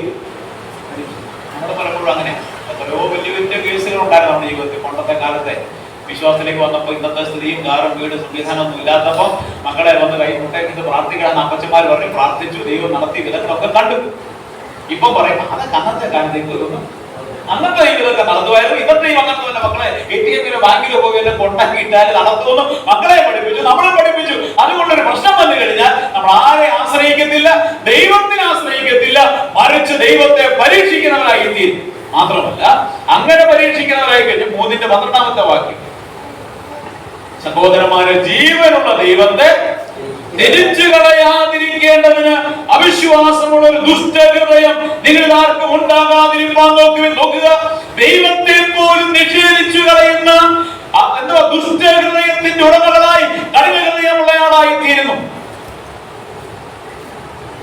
ഈ നിരീശ്വരവാദികൾ 2-3 തരത്തിലുണ്ട്. ഒന്ന് ആബ്സല്യൂട്ട് എത്തിസ്റ്റ് എന്ന് പറഞ്ഞാൽ സമ്പൂർണമായി ദൈവത്തെ ത്യജിക്കുന്ന ആൾക്കാർ, ഇടപെടുവിനെ പോലുള്ളത് ദൈവമില്ല എന്ന് സാത്വികമായി തെളിയിക്കുന്ന ആൾക്കാർ. അങ്ങനെയാണ് അവരെയാണ് ആബ്സല്യൂട്ട് എത്തിസ്റ്റ്, സമ്പൂർണമായി ദൈവാസ്തിത്വത്തെ നിഷേധിക്കുന്ന ആൾക്കാർ. വേറൊരു ആൾക്കാരുണ്ട് അഗ്നോസ്റ്റിസിസ് എന്ന് പറഞ്ഞു കഴിഞ്ഞാൽ ദൈവം ഉണ്ടോ ഇല്ലയോ എന്ന് എനിക്ക് അറിഞ്ഞുകൂടാ, ഞാനൊരു ദൈവത്തെ കണ്ടിട്ടില്ല, ഉണ്ടേലും ഇല്ലേലും കൊള്ളാം, എനിക്കൊന്നും എനിക്ക് ദൈവത്തെ അറിയാൻ പറ്റത്തില്ല എന്ന് പറഞ്ഞ് വിശ്വസിക്കുന്ന ആൾക്കാരുണ്ട്. അത് 2-ാമത്തെ. 3-ാമത്തെ കുട്ടി എന്ന് പറഞ്ഞാൽ പ്രാക്ടിക്കൽ എത്തിസ്റ്റ് എന്ന് പറഞ്ഞാൽ പ്രായോഗിക നിരീശ്വരന്മാർ. അവരാണെന്നറിയാവോ? തീർച്ചയായും പറയാം, ദൈവമുണ്ടെന്ന് അറിഞ്ഞിട്ടും ദൈവമില്ലാത്തതുപോലെ ജീവിക്കുന്നവർ. Professing to know God, but they live as though there is no God. ദൈവമുണ്ടെന്ന് വിശ്വസിക്കുകയും ദൈവമുണ്ടെന്ന് പഠിപ്പിക്കുകയും എന്നാൽ ദൈവമില്ലാത്തതുപോലെ ജീവിക്കുകയും ചെയ്യുന്ന ആൾക്കാർ നമ്മൾ അങ്ങനെയുള്ള ആൾക്കാർ അധികം. ആബ്സല്യൂട്ട് എത്തിസ്റ്റ് അല്ല, അഗ്നോസ്റ്റിസിസും അല്ല. നമുക്കറിയാം ദൈവം ഉണ്ടെന്നൊക്കെ അറിയാം, പക്ഷെ നമ്മുടെ ജീവിതം കണ്ട എന്നാ തോന്നും ദൈവമൊന്നും ഇല്ലാത്തപോലെ ജീവിതമാണ്. നടക്കുന്നതല്ലോ ഇത് പറഞ്ഞിട്ടില്ല. ഈ പഠനം കേട്ടോണ്ടിരിക്കുമ്പോൾ സാധാരണ പറഞ്ഞ നടക്കുന്ന കാര്യം നടക്കുന്ന കാര്യം പറഞ്ഞിരിക്കും. ആര് പറയുന്നറിയാം? സാധാരണ പറഞ്ഞോണ്ടിരിക്കും. എന്ന് പറഞ്ഞു കഴിഞ്ഞാൽ അങ്ങനെ ദൈവത്തെ പോലും തിരിച്ചു കളയുന്നതായ അവസ്ഥയിലേക്ക് ഹൃദയം കഠിനമാകുക എന്ന് പറഞ്ഞു കഴിഞ്ഞാൽ ഇപ്പൊ പറഞ്ഞതുപോലെ നമുക്കൊരു എന്താ പറയുന്നത് കൃപയോടെ കരുണയോടെ ഇടപെടുവാൻ പറ്റാതെ എന്തായിരുന്നു മാനസാന്തരപ്പെടാൻ ദൈവത്തോട് പ്രതികരിക്കാൻ പറ്റാതെ ഞാൻ ലളിതമായിട്ട് പറഞ്ഞു. നമ്മുടെ രക്ഷിക്കപ്പെട്ടു വന്ന കാലം, രക്ഷിക്കപ്പെട്ടു വന്നത് നമുക്ക് ഒരു കാലമുണ്ട്. രക്ഷിക്കപ്പെട്ടു വന്നു കഴിഞ്ഞാൽ ആ സമയത്തൊക്കെ നമ്മുടെ ചെറിയ തെറ്റ് ചെയ്ത് നമുക്ക് ഉണ്ടാകും. ഭയം ഉണ്ടാകുന്നത് മാത്രമല്ല, ഭയം ഉണ്ടാകും, പിന്നെ ഉറ്റപോലെ മനസ്സാണ്ടി ഭയങ്കര ഉറ്റപോലെ നമ്മളെന്ത് ചെയ്യും? ഞാനൊരു അനുഭവം പറയാം. ഞാൻ വിശ്വാസത്തിലൊക്കെ വന്നൊരു സമയത്ത് ഞങ്ങളുടെ ഗ്രാമമാണ്, ഗ്രാമസഭയാണ്. അപ്പൊ അവിടെ ഒരു സഹോദരൻ ഒരു ഞായറാഴ്ച ആരാധന കഴിഞ്ഞ് മിണ്ടാതെ മിണ്ടി. അപ്പൊ എനിക്ക് അത് ഞങ്ങളുടെ ഗ്രാമത്തിലായിരുന്നു. എല്ലാവരും കഴിഞ്ഞോണ്ട് പോകത്തില്ല, കുറെ നേരം വർത്താനം വർത്താനൊക്കെ പറഞ്ഞാൽ പോകും. ഈ സഹോദരൻ പെട്ടെന്ന് ഇറങ്ങിപ്പോയി കഴിയുമ്പോൾ എനിക്ക് ഭയങ്കര സങ്കടം. ഈ പുള്ളിക്ക് എന്നോട് എന്തോ കിടക്കോ ഇല്ലെങ്കിൽ തന്നെ എന്തെങ്കിലും അന്നത്തെ ഒരു ശുദ്ധമായ മനസ്സിൽ, അന്ന് സൈക്കോളജില്ലാത്ത കാലമാണ്, 6 കിലോമീറ്റർ നടന്നു പോകണം അതായത് വീട്ടിൽ നിന്ന്. വീട്ടിൽ പോയി കിടന്ന് രാത്രിയായിട്ട് എനിക്ക് ചിന്തയാണ് സഹോദരൻ കിണ്ടാതെ പോയത് കണക്കോ. രാത്രി വിശ്വസിക്കുന്നില്ല. 12 മണിയായപ്പോൾ വീട്ടിൽ നിന്ന് ഇറങ്ങി 6 കിലോമീറ്റർ സഹോദരൻ വിളിച്ചു. അതൊക്കെ പുള്ളി ഇങ്ങനെ എന്നാ പറയാം, ആരെ നിങ്ങൾ എന്നോട് പിണ്ടാതെ പോയത് അപ്പോൾ എന്നതുപോലെ എനിക്ക് വേറെ കാര്യത്തിൽ അത്യാവശ്യമായിട്ട് ഫോട്ടോ ഉണ്ടായിട്ട് ഞാൻ ബ്രദറോടല്ല ആരോടും പിണ്ടിയില്ല. ഞാൻ പെട്ടെന്ന് പോയി ആരും പുള്ളിയുടെ സുഹൃത്താക്കളെ മരിച്ചുപോയി അതിന് പോയതാണ്. അപ്പൊ ഞാൻ പറഞ്ഞ സഹോദരൻ കിട്ടാതെ വരുമ്പോൾ എനിക്ക് തോന്നി സഹോദരൻ എന്നോട് എന്തോ പിണക്കമുണ്ടെന്നു. എനിക്ക് ഉറക്കുന്നു. ഞങ്ങൾ കുറേ നേരം 2 മണി വരെ അന്ന് ഞാൻ ഇത് ഞങ്ങൾ വർത്തമാനമൊക്കെ പറഞ്ഞ അവസാനം പ്രാർത്ഥിച്ച് കെട്ടിപ്പിടിച്ച് പോയൊരു പിണക്കം ഉണ്ടായിരുന്നില്ല. ഞാൻ പറഞ്ഞത് ഇന്ന് മിണ്ടിയല്ലോ, അവൻ എന്നോട് വന്ന് മിണ്ടിയല്ലോ. പണ്ടങ്ങനെ അവൻ എന്നോട് മിണ്ടിയില്ലല്ലോ എന്നായിരുന്നു വിഷയം. അന്തും ഇന്നും ആത്മാവില്ലേ, അന്തും ഇന്നും മനസ്സാക്ഷിയില്ലേ. കൊണ്ട് സംഭവിച്ചോ, ഈ കാലത്തിന്റെ പഴക്കം കൊണ്ട് ഈ പരിശുദ്ധാത്മാവിന്റെ ശബ്ദം കേൾക്കുവാൻ കഴിയാതെ വണ്ണം നമ്മുടെ ഹൃദയം എന്തായിട്ടുണ്ട്. ഞാൻ ഇവിടെ പറഞ്ഞിട്ടുണ്ടായാലും കുഴപ്പമില്ല, വിഷയമായിട്ട് ബന്ധപ്പെട്ട് ഞാൻ സാധാരണ പറഞ്ഞൊരു ഉദാഹരണമാണ്. ഞാൻ തൃശ്ശൂർ 2000 തൊട്ട് സ്ഥിരമായിട്ട് പോകുന്നുണ്ട്. പല സ്കൂളുകളിലും തൃശ്ശൂർ ഞാൻ പലപ്പോഴും ചെല്ലാൻ നേരത്ത് അവിടുത്തെ പട്ടിക്കുട്ടികളൊക്കെ ഞങ്ങളവിടെ നമ്മുടെ കരോളിനൊക്കെ ആൾക്കാരും പട്ടിക്കുട്ടികളും തുടൽ പൊട്ടിച്ച് ആളുമൊക്കെ ചെയ്യും. തൃശ്ശൂർ ഞാൻ പലപ്പോഴും ചെന്ന് കണ്ടിട്ടുണ്ട്. അവിടെ പടക്കം പൊട്ടിച്ചാലും ചെണ്ടയടിച്ചാലും അവിടുത്തെ പട്ടിക്കുട്ടി അനങ്ങത്തില്ല. കാരണം അവിടെ സ്ഥിരം ഇപ്പൊ നിയമം വന്നുകൊണ്ട് കുറച്ച് കുറവുണ്ട്. പണ്ടൊക്കെ എല്ലാ തരത്തിലും നമ്മുടെ ഇവിടുത്തെ ചെറിയ പള്ളിക്ക് പെരുന്നാളൊക്കെ പൊട്ടിക്കുമ്പോൾ വലിയ പടക്കങ്ങളൊക്കെ തൃശ്ശൂർ. അപ്പൊ എന്താ നിങ്ങൾക്ക് പറയാം, അവിടെ അവരുടെ ബർത്ത്ഡേ ആയാലും വിവാഹ പാർട്ടിയാണെന്നൊക്കെ പറയും. അവർ അതുപോലെ ഈ പടക്കങ്ങളൊക്കെ പറയും. അതുകൊണ്ട് ഇത് സ്ഥിരം കേട്ട് കേട്ട് ഈ പട്ടിയുടെ ചെവിയുടെ ഡയഫ്രം അടിച്ചു പോയത് കൊണ്ട് ഈ ശബ്ദമൊന്നും അതിനെന്തല്ല, ശബ്ദമില്ലായകയല്ല, വലിയ ശബ്ദമുണ്ട്. പക്ഷെ അതിനോട് കേൾക്കുവാൻ കഴിയാതെ വണ്ണം എന്തായിട്ടിരിക്കുകയാണ്, കഠിനമായി.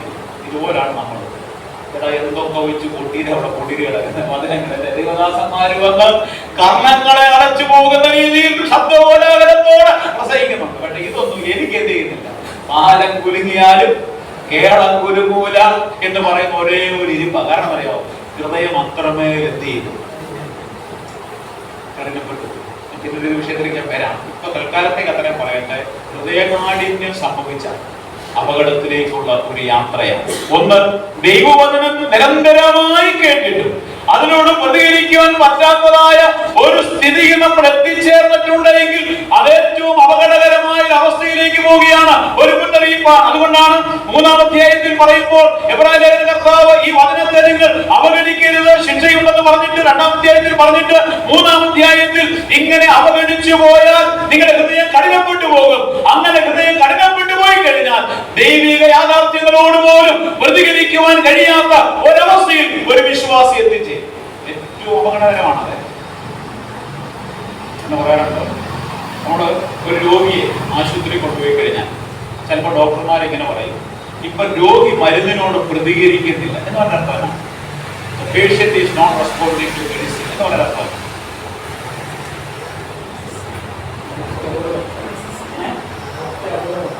പറഞ്ഞാൽ എന്റെ അർത്ഥം എന്ന് പറഞ്ഞാൽ ഡോക്ടർമാർ പറയാതെ പറയുന്ന ഒരു കാര്യമാണ്. ഞാൻ ഒരു ദിവസം ഡോക്ടർ പറയാം, അതെ ഉദ്ദേശി അതിന്റെ അർത്ഥം വേണ്ടപ്പെട്ടവരെ അറിയിച്ചോളാനാണ് പറയുന്നത്. എന്ന് പറഞ്ഞു കഴിഞ്ഞാൽ ഇനിയിപ്പോ സ്കോപ്പ് ഇല്ല. അല്ല, കുറച്ചു കഴിയുമ്പോൾ പേടിക്കണ്ട, മരുന്നിനോട് പ്രതികരിക്കുന്നുണ്ട് എന്ന് പറയുന്ന അർത്ഥം സാധ്യതയുണ്ട്. വലിയൊരു കാര്യങ്ങളോട് പറഞ്ഞു, നമ്മൾ ആരും പൂർണ്ണരല്ല, ഞാനും പൂർണ്ണനല്ല. നമ്മൾ ആരും പെർഫെക്റ്റ്. എന്നാൽ ഈ വചനം കേൾക്കുമ്പോൾ എന്റെ തെറ്റാണെന്ന് തിരിച്ചറിയുവാനായിട്ട് സാധിക്കുന്നുണ്ടെങ്കിൽ, ദൈവവചനമാകുന്ന മരുന്നിനോട് ഗിലെയാദിലെ സുഗന്ധതൈലത്തോട് പ്രതികരിക്കുവാൻ നമുക്ക് സാധിക്കുന്നുണ്ടെങ്കിൽ there is a hope. നമ്മുടെ ആത്മീക ജീവിതത്തിനും കുടുംബജീവിതത്തിനും വ്യക്തി ജീവിതത്തിനും സാധ്യതയുണ്ട്. അതിനുപോലും സാധിക്കാത്ത ഒരവസ്ഥ എത്തിയിട്ടുണ്ടെങ്കിൽ ബിയോണ്ട് റിപ്പയർ. അവരെ കൊണ്ടുവരേണ്ട യാതൊരു സാധ്യതയില്ലാത്ത അവസ്ഥയിൽ എത്തിയിട്ടുണ്ട്. ഞാൻ നമ്മൾ ആരും ആ ഒരു അവസ്ഥ വരെ എത്തിയിട്ടില്ല എന്ന് ഞാൻ വിശ്വസിക്കുന്നു. അതേ കാര്യം നമുക്കുണ്ടാകും. എന്നാൽ ഇന്ന് ഈ വചനം കേൾക്കുമ്പോൾ ദൈവത്തിന്റെ അരുളപ്പാടും ആത്മാവിനാലും അടയാളങ്ങളാലും ഉറപ്പിച്ചു നൽകിയതായ ഇതിന് അവഗണിച്ചാൽ അപകടമുണ്ടാകുന്ന ഈ വചനത്തെ ഇന്ന് നമ്മൾ കേൾക്കുമ്പോൾ, കർത്താവേ എന്റെ ഹൃദയം കഠിനപ്പെട്ടിട്ടുണ്ട് കർത്താവേ, പലപ്പോഴും വചനത്തെ കേട്ടിട്ട് ഞാൻ അവഗണിച്ചു പോയിട്ടുണ്ട് കർത്താവേ, ഈ വചനത്തിന്റെ ഗൗരവത്തെ ഞാൻ മനസ്സിലാക്കാതെ പോയിട്ടുണ്ട് കർത്താവേ, എന്റെ കുറവുകൾ വചനത്തിലൂടെ കാണുവാൻ കഴിയുന്നു എന്ന ഒരു ചിന്ത നമ്മുടെ മനോബലത്തിൽ ഇപ്പോൾ ഉണ്ടെങ്കിൽ, ഹൃദയത്തിലുണ്ടെങ്കിൽ, അതിന്റെ അർത്ഥം ദൈവവചനത്തോട് നമുക്ക് പ്രതികരിക്കുവാൻ സാധിക്കുന്ന ഒരു സ്ഥിതിയിലാണ്. നമുക്ക് സാധ്യതയുണ്ട്, മാനസാന്തരപ്പെടുവാൻ സാധിക്കും. നമുക്ക് ദൈവത്തിലേക്ക് മടങ്ങി വന്ന് അനുഗ്രഹീതമായി മുമ്പോട്ട് പോകുവാൻ സാധിക്കും. ഇന്ന് പകലിൽ നമ്മുടെ ഹൃദയത്തെ ഒന്ന് മയപ്പെടുത്തുക, ഹൃദയത്തെ ദൈവസന്നിധിയിൽ ഒന്ന് അയക്കുക, നമുക്ക് മാനസാന്തരപ്പെട്ട് മടങ്ങി വരുവാൻ, ദൈവവചനത്തോട് ക്രിയാത്മകമായി പ്രതികരിക്കുവാൻ, ഹൃദയത്തെ വീണ്ടും വീണ്ടും കഠിനമാക്കാതിരിക്കുവാൻ ദൈവടയാകും. ഒന്നാമത്തെ കാര്യം, ദൈവവചനത്തെ അവഗണിച്ച് മുമ്പോട്ട് പോയാൽ ക്രമേണ അതിലേക്ക് നയിക്കും, ഹൃദയകാഠിന്യത്തിലേക്ക് നയിക്കും. ഹൃദയകാഠിന്യത്തിലേക്ക് നയിക്കുന്ന കാര്യങ്ങൾ അവിശ്വാസം, ദൈവവഴികളെ അറിയാതെ പോകുന്നു, ദൈവത്തെ പരീക്ഷിക്കും, ദൈവത്തെ പോലും ത്യജിച്ചു കളഞ്ഞ് ദൈവമില്ലാത്തതുപോലെ അവിശ്വാസികളെക്കാളിലും കഷ്ടം പിടിച്ച ഒരു ജീവിതം നയിക്കുവാൻ ഒരു നിലയത്തിൽ വായിക്കുന്നു പറയുന്നത് പോലെ മറ്റുള്ളവരിൽ ജാനുകളിൽ പോലും ഇല്ലാത്ത കാര്യങ്ങൾ ആ നിലയിൽ ജീവിതം നയിക്കുന്ന ഒരു വിശ്വാസിയായി തീരുവാൻ സാധ്യതയുണ്ട്. അതുകൊണ്ട് ഹൃദയം കഠിനമാക്കാതിരിക്കുക. രണ്ടാമത്തെ ആശയത്തിലേക്ക് വരുന്നു, 3-ാമത്തെ വാക്യം. ഇങ്ങനെ ഹൃദയം കഠിനമാക്കിയ സംഭവിക്കുന്ന മറ്റൊരു കാര്യം, രണ്ടാമത്തെ കാര്യമാണ്. അതിന്റെ 3:18 വായിച്ച്, ഇങ്ങനെ അവിശ്വാസം നിമിത്തം അവർക്ക് പ്രവേശിക്കുവാൻ കഴിഞ്ഞില്ല. എന്തിലേക്ക് പ്രവേശിക്കുവാൻ കഴിഞ്ഞില്ല? സ്വസ്ഥതയിൽ പ്രവേശിക്കുവാൻ കഴിഞ്ഞില്ല. വലിയൊരു പ്രമേയം. 4-ാമത്തെ വാക്കോട് വായിച്ച്, അവന്റെ സ്വസ്ഥതയിൽ പ്രവേശിക്കാനുള്ള വാഗ്ദത്തം ശേഷിച്ചിരിക്കുകയാണ്. ഞങ്ങളിൽ ആർക്കെങ്കിലും അത് ലഭിക്കാതെ പോയി എന്ന് വരാൻ. രണ്ടാമത്തെ കാര്യം ഈ വിഷയം പറഞ്ഞു വന്നിട്ട് തന്നെ പറയാണ്, അവന്റെ 3-ാമത്തെ അവസാനിക്കുന്നത് ഇങ്ങനെ അവിശ്വാസം നിമിത്തം അവർക്ക് പ്രവേശിക്കുവാൻ കഴിഞ്ഞില്ല. എന്തിലേക്ക്? സ്വസ്ഥതയിലേക്ക്. They could not enter into the rest God promised to them. ദൈവം അവർക്ക് വാഗ്ദത്തം ചെയ്ത ആ പറയുന്ന സ്വസ്ഥതയിലേക്ക് അവർ പ്രവേശിക്കുവാൻ സാധിച്ചില്ല. അതുകൊണ്ട് പറയാ, അവന്റെ സ്വസ്ഥതയിൽ പ്രവേശിക്കുവാനുള്ള വാഗ്ദത്തം ശേഷിച്ചിരിക്കുക എന്ന് പറയുന്നത്. ഈ സ്വസ്ഥത ആർക്ക് കിട്ടിയില്ല? ഇത് ആർക്കാ എഴുതുന്ന ഞാൻ പറഞ്ഞു, യഹൂദ പശ്ചാത്തലം രക്ഷിക്കപ്പെടുന്നത്. അവർക്ക് എന്ത് കിട്ടിയില്ല? സ്വസ്ഥത കിട്ടിയില്ല. പിന്നെ പറയാണ്, ഈ വാഗ്ദത്തം ശേഷിച്ചിരിക്കുക എന്ന് പറഞ്ഞ ഈ വാഗ്ദത്തം ആർക്കുണ്ട്? നമുക്കുണ്ട്. എന്നിട്ട് പറയുകയാണ്, ശേഷിച്ചിരിക്കുക, നിങ്ങളിൽ ആർക്കെങ്കിലും അത് ലഭിക്കാതെ പോയി എന്ന് വിചാരിക്കാതിരിക്കാൻ ഭയപ്പെടുക. നിങ്ങൾക്ക്, നമുക്ക് ഈ സ്വസ്ഥത ലഭിക്കാതിരിക്കാൻ. നമുക്ക് സ്വസ്ഥത എന്നത് രണ്ടാമത്തെ പോയിന്റ്. വചനത്തെ അവഗണിച്ചാൽ ഒന്ന്, ഹൃദയം കഠിനപ്പെടും. ഹൃദയകഠിനത്തിന്റെ അവസ്ഥകളൊക്കെ നമ്മൾക്കുണ്ട്. 2, ദൈവത്തിന്റെ സ്വസ്ഥതയിൽ പ്രവേശിക്കുവാൻ കഴിയുകയില്ല. വലിയൊരു പ്രമേയ വിഷയമാണ്. വളരെ പ്രായോഗികമായി സംക്ഷിപ്തമായി ഞാൻ പറയുന്നത്. വളരെ മനസ്സിലാക്കാത്ത ഒരു കെണിയാണ്. സിമ്പിളാണ്. നമുക്ക് മനസ്സിലായിട്ട് സ്വസ്ഥത. 2, നമ്മൾ ചിന്തിച്ചൊരു വിഷയമാണ്. വചനം കേൾക്കുക, ഹൃദയം അതിനെ അവഗണിക്കാതിരിക്കുക. അവഗണിച്ചാൽ സംഭവിക്കുന്ന കാര്യം 1, ഹൃദയത്തെയും കഠിനപ്പെടും. ആ ഹൃദയ കാഠിനത്തിൽ നടക്കുന്ന ചില കാര്യങ്ങളെ കുറിച്ച് നമ്മൾ കണ്ടു. രണ്ടാമത്തെ കാര്യം, ഇങ്ങനെ ദൈവവചനത്തെ അവഗണിച്ചാൽ ദൈവത്തിന്റെ സ്വസ്ഥതയിൽ പ്രവേശിക്കാൻ കഴിയില്ല. അത് രണ്ടാമത്തെ പോയിന്റ്. ഇനി എന്താണ് ഈ സ്വസ്ഥത? എന്താണ് ഈ സ്വസ്ഥത എന്ന് പറയുന്നത്? എന്താണ്? വാസാണല്ലോ. സ്വസ്ഥതയിൽ പ്രവേശിക്കുന്നത് എന്ത് സ്വസ്ഥത?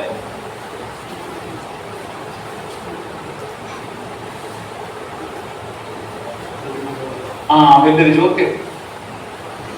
പക്ഷെ ഒരു കാര്യം ഉറപ്പാണ്, ഈ സ്വസ്ഥത ഒരു ശേഷിച്ചിരിപ്പുണ്ട്. നമുക്ക് ഈ സ്വസ്ഥത ഉണ്ട്, അത് ഉറപ്പാണ്.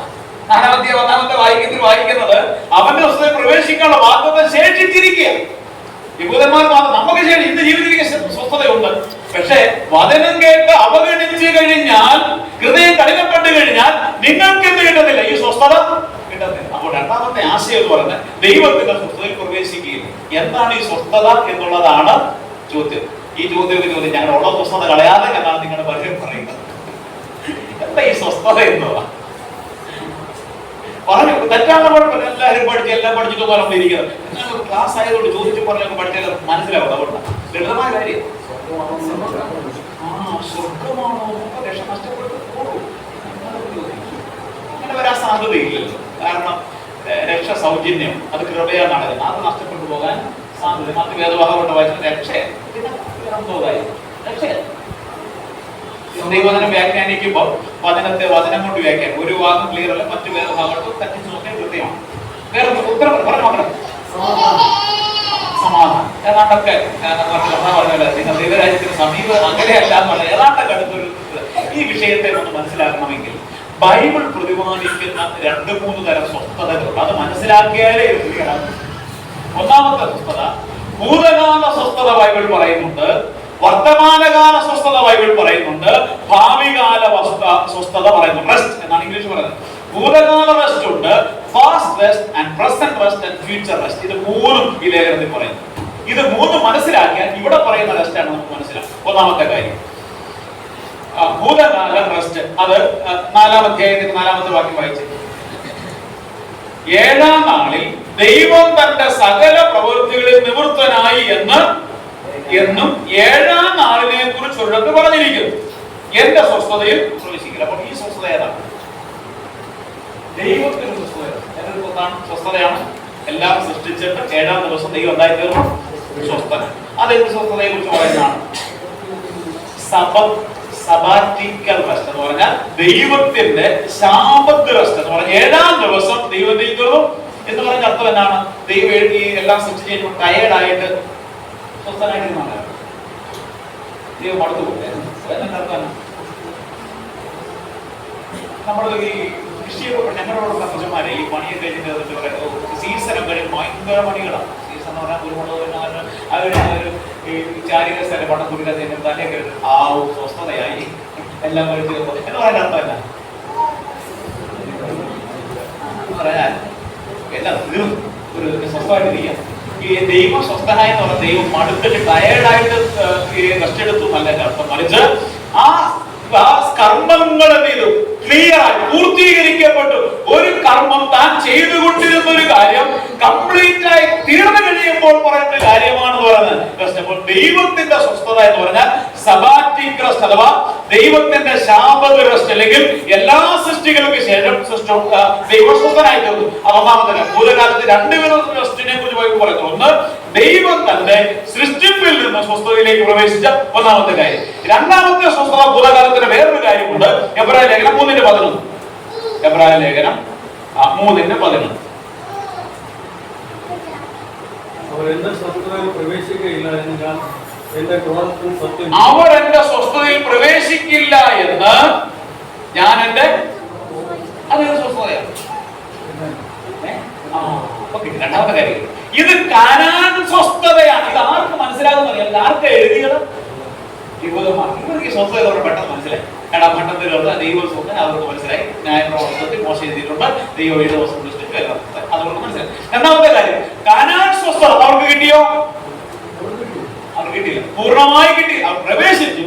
പക്ഷെ ദൈവം ഉദ്ദേശിച്ച നിലയിലുള്ള ആ സ്വസ്ഥത സമ്പൂർണമായിട്ട് അവർ കിട്ടിയില്ല. കാരണം എന്താണ്? അവർ വചനത്തോട് അനുസരണക്കേട് കാണിച്ചു, ഹൃദയകാഠിന്യമുണ്ടായി, മരുഭൂമിയിൽ അവർ മത്സരിച്ചു. അവസാനത്തെ ഫെയർവെൽ മെസ്സേജ് ഓഫ് മോസസ്, അതായത് മോശയുടെ ആവർത്തന പുസ്തകത്തിലെ ആവർത്തന പ്രസംഗമാണ്.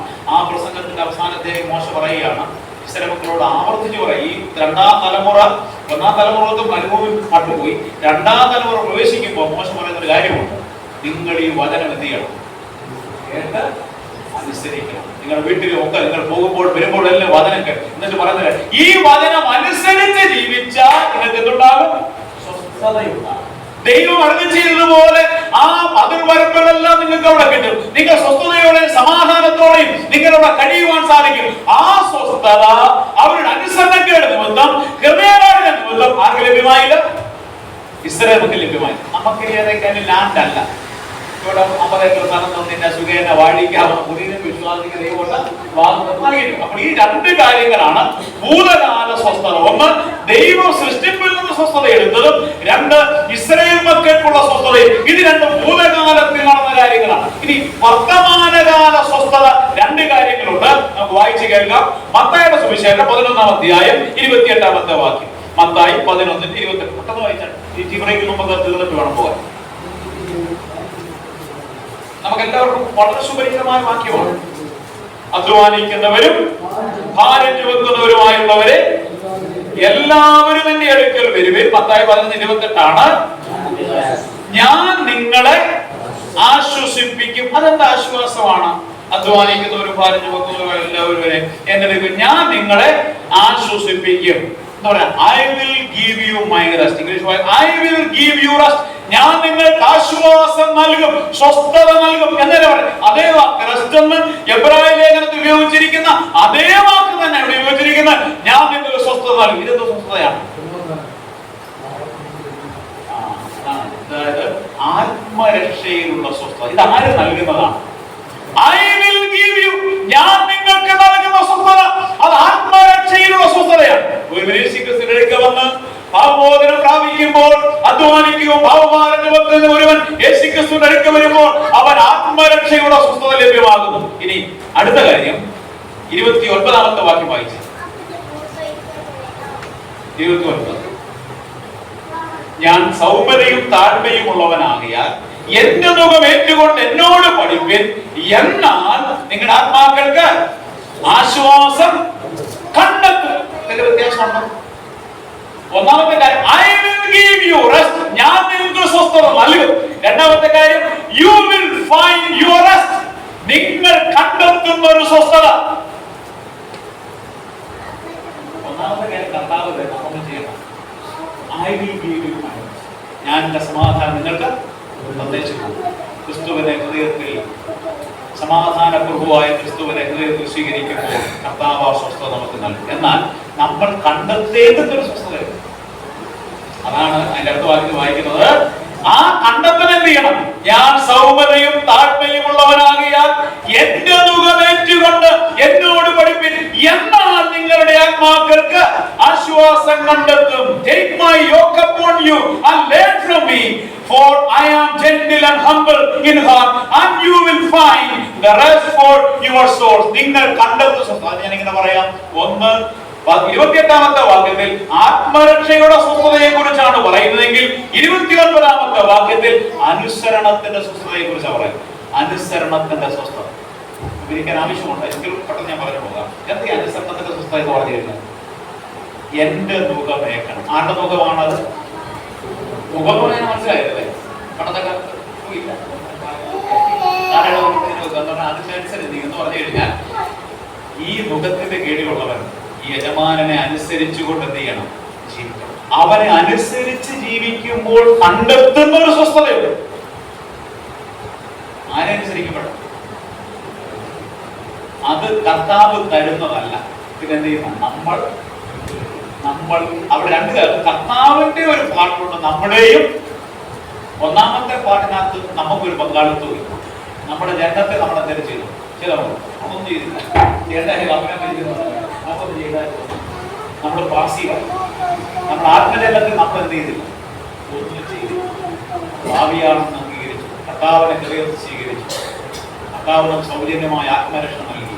രക്ഷ സൗജന്യമാണ്. കർത്താവ് നമുക്ക് I will give you my rest. കർത്താവിന്റെ സമാധാന സ്വസ്ഥത നമുക്ക് നൽകിയ സൗജന്യമായിട്ട് നൽകിയത്. എന്നാൽ അനുസരണത്തിലുള്ള സ്വസ്ഥതയുണ്ടല്ലോ. അച്ഛൻ പറയും സമാധാനം അതാണ്. മനസ്സിലായോ? പലരും വിശ്വസിച്ചിരിക്കുന്നത് ഈ ന്യായവിധി നമുക്ക് വിചാരിച്ചിരിക്കുക എന്നാണെന്നറിയാമോ? ലോകം അതുപോലെ അതിനകത്താണ് വിധി ന്യായവിധി. ഈ ന്യായവിധി എന്നാണെന്നറിയാമോ? നല്ല അമ്പരഞ്ചായ വീടുണ്ട്, സുന്ദരിയായ ഭാര്യയുണ്ട്, ഭർത്താവുണ്ട്, നല്ല മക്കളെന്നെ UK എല്ലായിടത്തും ഉണ്ട്, അടി കണ്ട പുറമെ നോക്കുന്നവൻ എന്തോ ഭാഗ്യമുള്ളവനാ. കൂടാരത്തിൽ ചെന്ന അലമ്പോടെ അലമ്പ, സ്വസ്ഥതയില്ല, സമാധാനമില്ല എന്ന് കൂടാരത്തിൽ അടിപിടികളാ. കാരണം ദൈവത്തിന്റെ വചനത്തെ അനുസരിക്കാതെ ജീവിക്കുന്നത് കൊണ്ട്, അവന്റെ മുഖം ഏറ്റെടുക്കാത്തത് കൊണ്ട് സ്വസ്ഥത കണ്ടെത്താത്ത അനവധി വിശുദ്ധന്മാരുണ്ട്. ഇത് മനസ്സിലാക്കാത്ത കുറെ വിശ്വാസം നമ്മൾ വിശ്വസിച്ച് ജീവിക്കാൻ അറിയാം. ഇതൊന്നും കുഴപ്പമൊന്നും ഞാൻ പറയുന്നില്ല കേട്ടോ. നമുക്ക് വീടുള്ളത് കാരണം മോശമൊന്നുമല്ല. ദൈവം നമുക്ക് അത് അനുഭവിക്കാൻ ദൈവം തെറ്റില്ല. ഇതെല്ലാം കിട്ടിക്കഴിഞ്ഞിട്ട് ഇതാണ് എന്ന് പറഞ്ഞ് രണ്ടിൽ ജീവിക്കരുത്. ഇതൊന്നും അല്ലെന്നേ പൗലോസ് പറഞ്ഞു. ഉള്ളതുപോലെ ജീവിക്കാൻ എനിക്കറിയാം. ആരാധനത്തിലാണെങ്കിലും ഹല്ലേലൂയ, കൊട്ടാരത്തിലാണെങ്കിലും ഹല്ലേലൂയ. ഈ സ്വസ്ഥതയെ കുറിച്ചുകൂടെ പറയാം. നരകരത്തിൽ കടന്നു പറയാം, സന്തോഷിപ്പിൽ. പിന്നെയും ഞാൻ കൂടെ പറയുന്നു, എല്ലാം മനസ്സിലായി. അറിയാം ചെറിയൊരു രോഗം വന്നത് ദൈവത്തെ പഴിച്ചു രാഗി. എന്നാൽ എനിക്കിത് വന്നല്ലോ, ഞാൻ എന്തോ ചെയ്തു, ദൂചേട്ടന്മാർ കൂട്ടായ്മ കൊടുത്തു, മതം പറച്ചില്ല. ഇവിടെ ഈ സ്വസ്ഥത അനുഭവിച്ചത്, ആ സ്വസ്ഥത കാശ് കൊടുത്ത കിട്ടുന്നത്. മക്കൾ UK ഉണ്ടെങ്കിലും കിട്ടുന്നത്, നമുക്ക് എത്ര വലിയ വലിയ വീടുകളുണ്ടെങ്കിലും കിട്ടുന്നത്. കൂടാരമായിരുന്നാലും നീതിമാന്റെ കൂടാരങ്ങളിൽ ജയത്തിന്റെ ഉല്ലാസത്തിന്റെയും ഘോഷസ്വരങ്ങൾ ഉയരുമെന്ന് പറയുന്നത് പോലെ ഏത് സാഹചര്യങ്ങൾക്ക് സമ്മർദ്ദത്തിന് വിധേയപ്പെടാതെ അവർ ജീവിക്കും. കർത്താവ് പറഞ്ഞ ഈ ഗിരിപ്രഭാഷണത്തിൽ ഏറ്റവും വലിയ കാര്യമുണ്ട്. അവരും സമാധാനത്തിൽ സമൂഹമുള്ളവർ ഭാഗ്യവാന്മാർ. ഭാഗ്യവാൻ എന്ന് പറഞ്ഞിരിക്കുന്നത് ആ വാക്കിന്റെ അർത്ഥം ബ്ലസ്സഡ് എന്ന് പറഞ്ഞതിന്റെ ആഗ്രഹം, ആ വാക്കിന്റെ അർത്ഥം എന്ന് പറഞ്ഞാൽ അവർ സ്വസ്ഥതയോടെ എന്ന് പറഞ്ഞാൽ സാഹചര്യ സമ്മർദ്ദങ്ങൾ കൊണ്ട് മാറ്റുവാൻ കഴിയാത്ത വിവരണാതീതമായ ഒരാനന്ദത്തിലേക്ക് അവരെ നയിക്കുമെന്നാണ് അതിന്റെ ആശയം. മനസ്സിലായെന്ന് വിചാരിക്കുക. അത് പ്രത്യേകമായ ഒരു പഠനമാണ്. പഠിപ്പിക്കുന്ന വിഷയമാണ് ഗിരിപ്രഭാഷണം. ഈ ബ്ലസ്സഡ് ആണെന്ന് പറഞ്ഞിരിക്കുന്ന ബ്ലസ്സഡ് പ്ലസ് എന്ന് പറഞ്ഞിരിക്കുന്നതെല്ലാം ഈ ഒരു അനുഭവം എന്ന് പറഞ്ഞാൽ സാഹചര്യങ്ങൾ കൊണ്ടോ രോഗങ്ങൾ കൊണ്ടോ ദുഃഖങ്ങൾ കൊണ്ടോ മാറ്റുവാൻ കഴിയാത്ത ഒരനുഗ്രഹമുണ്ടല്ലോ, ആ അനുഗ്രഹത്തിലേക്ക് ജീവിക്കുമെന്നാണ് അതിന്റെ അർത്ഥം. നമ്മൾ നമ്മളോട് ചോദിക്കേണ്ട കാര്യമാണ്. ഏറ്റവും വലിയ നാവിക ഇതായിട്ട് ഞാൻ മനസ്സിലാക്കി. എല്ലാം ഉണ്ടെങ്കിലും ഒന്നുമില്ല, അനുഭവിക്കാൻ പറ്റുന്നത് സ്വസ്ഥതയിൽ പൈസകൾ കാശും. പ്രിയപ്പെട്ടവരെ, ദൈവവചനത്തെ അനുസരിക്കാതെ നമുക്ക് ഏറ്റവും കൂടുതൽ കിട്ടാൻ ഇതിന്റെ ഇടയ്ക്ക് എല്ലാം ഉണ്ടായിട്ട് സ്വസ്ഥതയില്ല. പിന്നെ എന്നാ കാര്യം? ഇതുണ്ടോ ജീവിതം? ഇല്ലെങ്കിൽ നമ്മൾ ഹൃദയം കഠിനപ്പെടുത്തി വചനത്തെ അനുസരിക്കാതെ പോയിട്ടുണ്ട്. ദൈവിക പ്രമാണങ്ങൾ കുടുംബത്തിലും ജീവിതത്തിലും ഭാര്യയോടും ഭർത്താവിനോടും മക്കളോടും മാതാപിതാക്കളോടും അമ്മാവിയമ്മയോടും അമ്മാവിയപ്പനോടും മരുമക്കളോടും ദൈവിക പ്രമാണങ്ങൾ ചെയ്യേണ്ടുന്ന കാര്യങ്ങൾ ചെയ്യുവാൻ പറയുന്നത് പറയാത്തത് കൊണ്ട്, അതിപ്രകാരം ജീവിക്കാത്തത് കൊണ്ടാണ് ഈ സ്വസ്ഥത ഇല്ലാതിരിക്കുന്നത്. സ്വസ്ഥതയും സമാധാനം. പിന്നെ ഭാവികാല സ്വസ്ഥതയുണ്ട്. വെളിപ്പാട് പുസ്തകം 14-13 വാക്യം നിത്യ സ്വസ്ഥതയാണ്. അവരവരുടെ വിശ്രമങ്ങൾ പ്രവർത്തികൾ നമ്മൾ വിശ്രമിക്കേണ്ടതാകുന്നു. ഭാവിയിൽ നമുക്കൊരു സ്വസ്ഥതയുണ്ട്. ഈ ഭൂതപൂർവ സ്വസ്ഥതയെ കുറിച്ച് പറയുന്നുണ്ട്. ഇവിടെ പറയുന്ന സ്വസ്ഥത ഏത് സ്വസ്ഥതയാണ്? അനുസരണത്തിന്റെ സ്വസ്ഥതയാണ്. നമ്മൾ പറഞ്ഞു വരുന്ന വിഷയം എന്താണ്? ഈ വചനത്തെ എന്ത് ചെയ്യരുത്?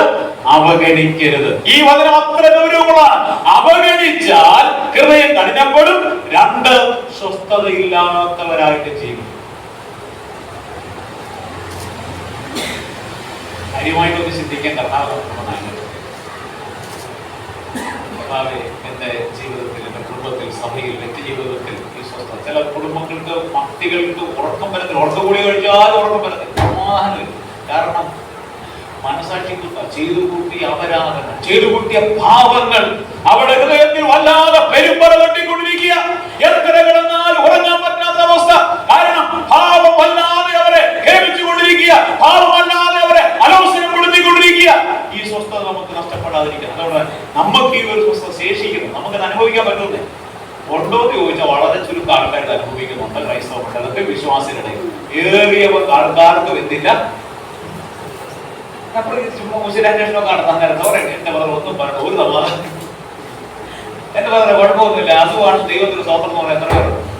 പണ്ടൊക്കെ പറ്റുമ്പോൾ എന്റെ പോലുണ്ട്. ഇപ്പം വളരെ ഞങ്ങളെ കാണുമ്പോൾ എന്റെ പറഞ്ഞ ഒന്നും പറയേണ്ടത് മൊത്തത്തിൽ പ്രശ്നമാണ്. എന്റെ പറഞ്ഞ പ്രശ്നങ്ങളൊക്കെയാണ് ദൈവത്തിന് സ്വന്തം സമാധാനമാണെന്ന് പറയാൻ കഴിയുന്നത്. ഈ സമാധാനം എന്റെ പറഞ്ഞ ഈ സമാധാനം ഇതാ പറയുന്നത്. ഈ സമാധാനം കർത്താവ് ചുമ്മാതെ തരത്തിൽ ഇതെന്ത് ചെയ്യണം? യു ഷാൾ ഫൈൻഡ്, നിങ്ങൾ കണ്ടെത്തണം. എങ്ങനെയാ? അവന്റെ മുഖമേറ്റ അവരോട് പഠിക്കണം. കർത്താവ് നമ്മളെ സഹായിക്കും. അടുത്ത ചില കാര്യങ്ങളുണ്ടോ നമുക്ക് ചിന്തിക്കാം. ഇത് കഠിനമാക്കാൻ ആരും ചിന്തിക്കരുത്. ഈ ദൈവത്തിന്റെ പ്രമാണം അങ്ങനെ തന്നെയാണ്. ഈ പറയുന്നത് എനിക്കും നിങ്ങൾക്കും ഒരുപോലെ ബാധകമാണ്. അതുകൊണ്ട് വചനം കേൾക്കുക, അതിനോട് ഹൃദയകഠിനപ്പെടുത്താതെ അവഗണിക്കാതിരിക്കുക. അവഗണിച്ചാൽ സംഭവിക്കുന്ന 2 കാര്യങ്ങൾ കണ്ടു. 1, ഹൃദയം കഠിനമാകും. 2, ഈ സ്വസ്ഥത നമുക്ക് അനുഭവിക്കുവാൻ സാധ്യമാകില്ല. എന്താണ് സ്വസ്ഥത എന്ന് മനസ്സിലാക്കി ദൈവം മനസ്സിലാക്കിയിട്ട് ഈ ബ്രേക്കിന് ശേഷം നമുക്ക് അടുത്ത കാര്യം ചിന്തിക്കാൻ ദൈവം മനസ്സിലാക്കി.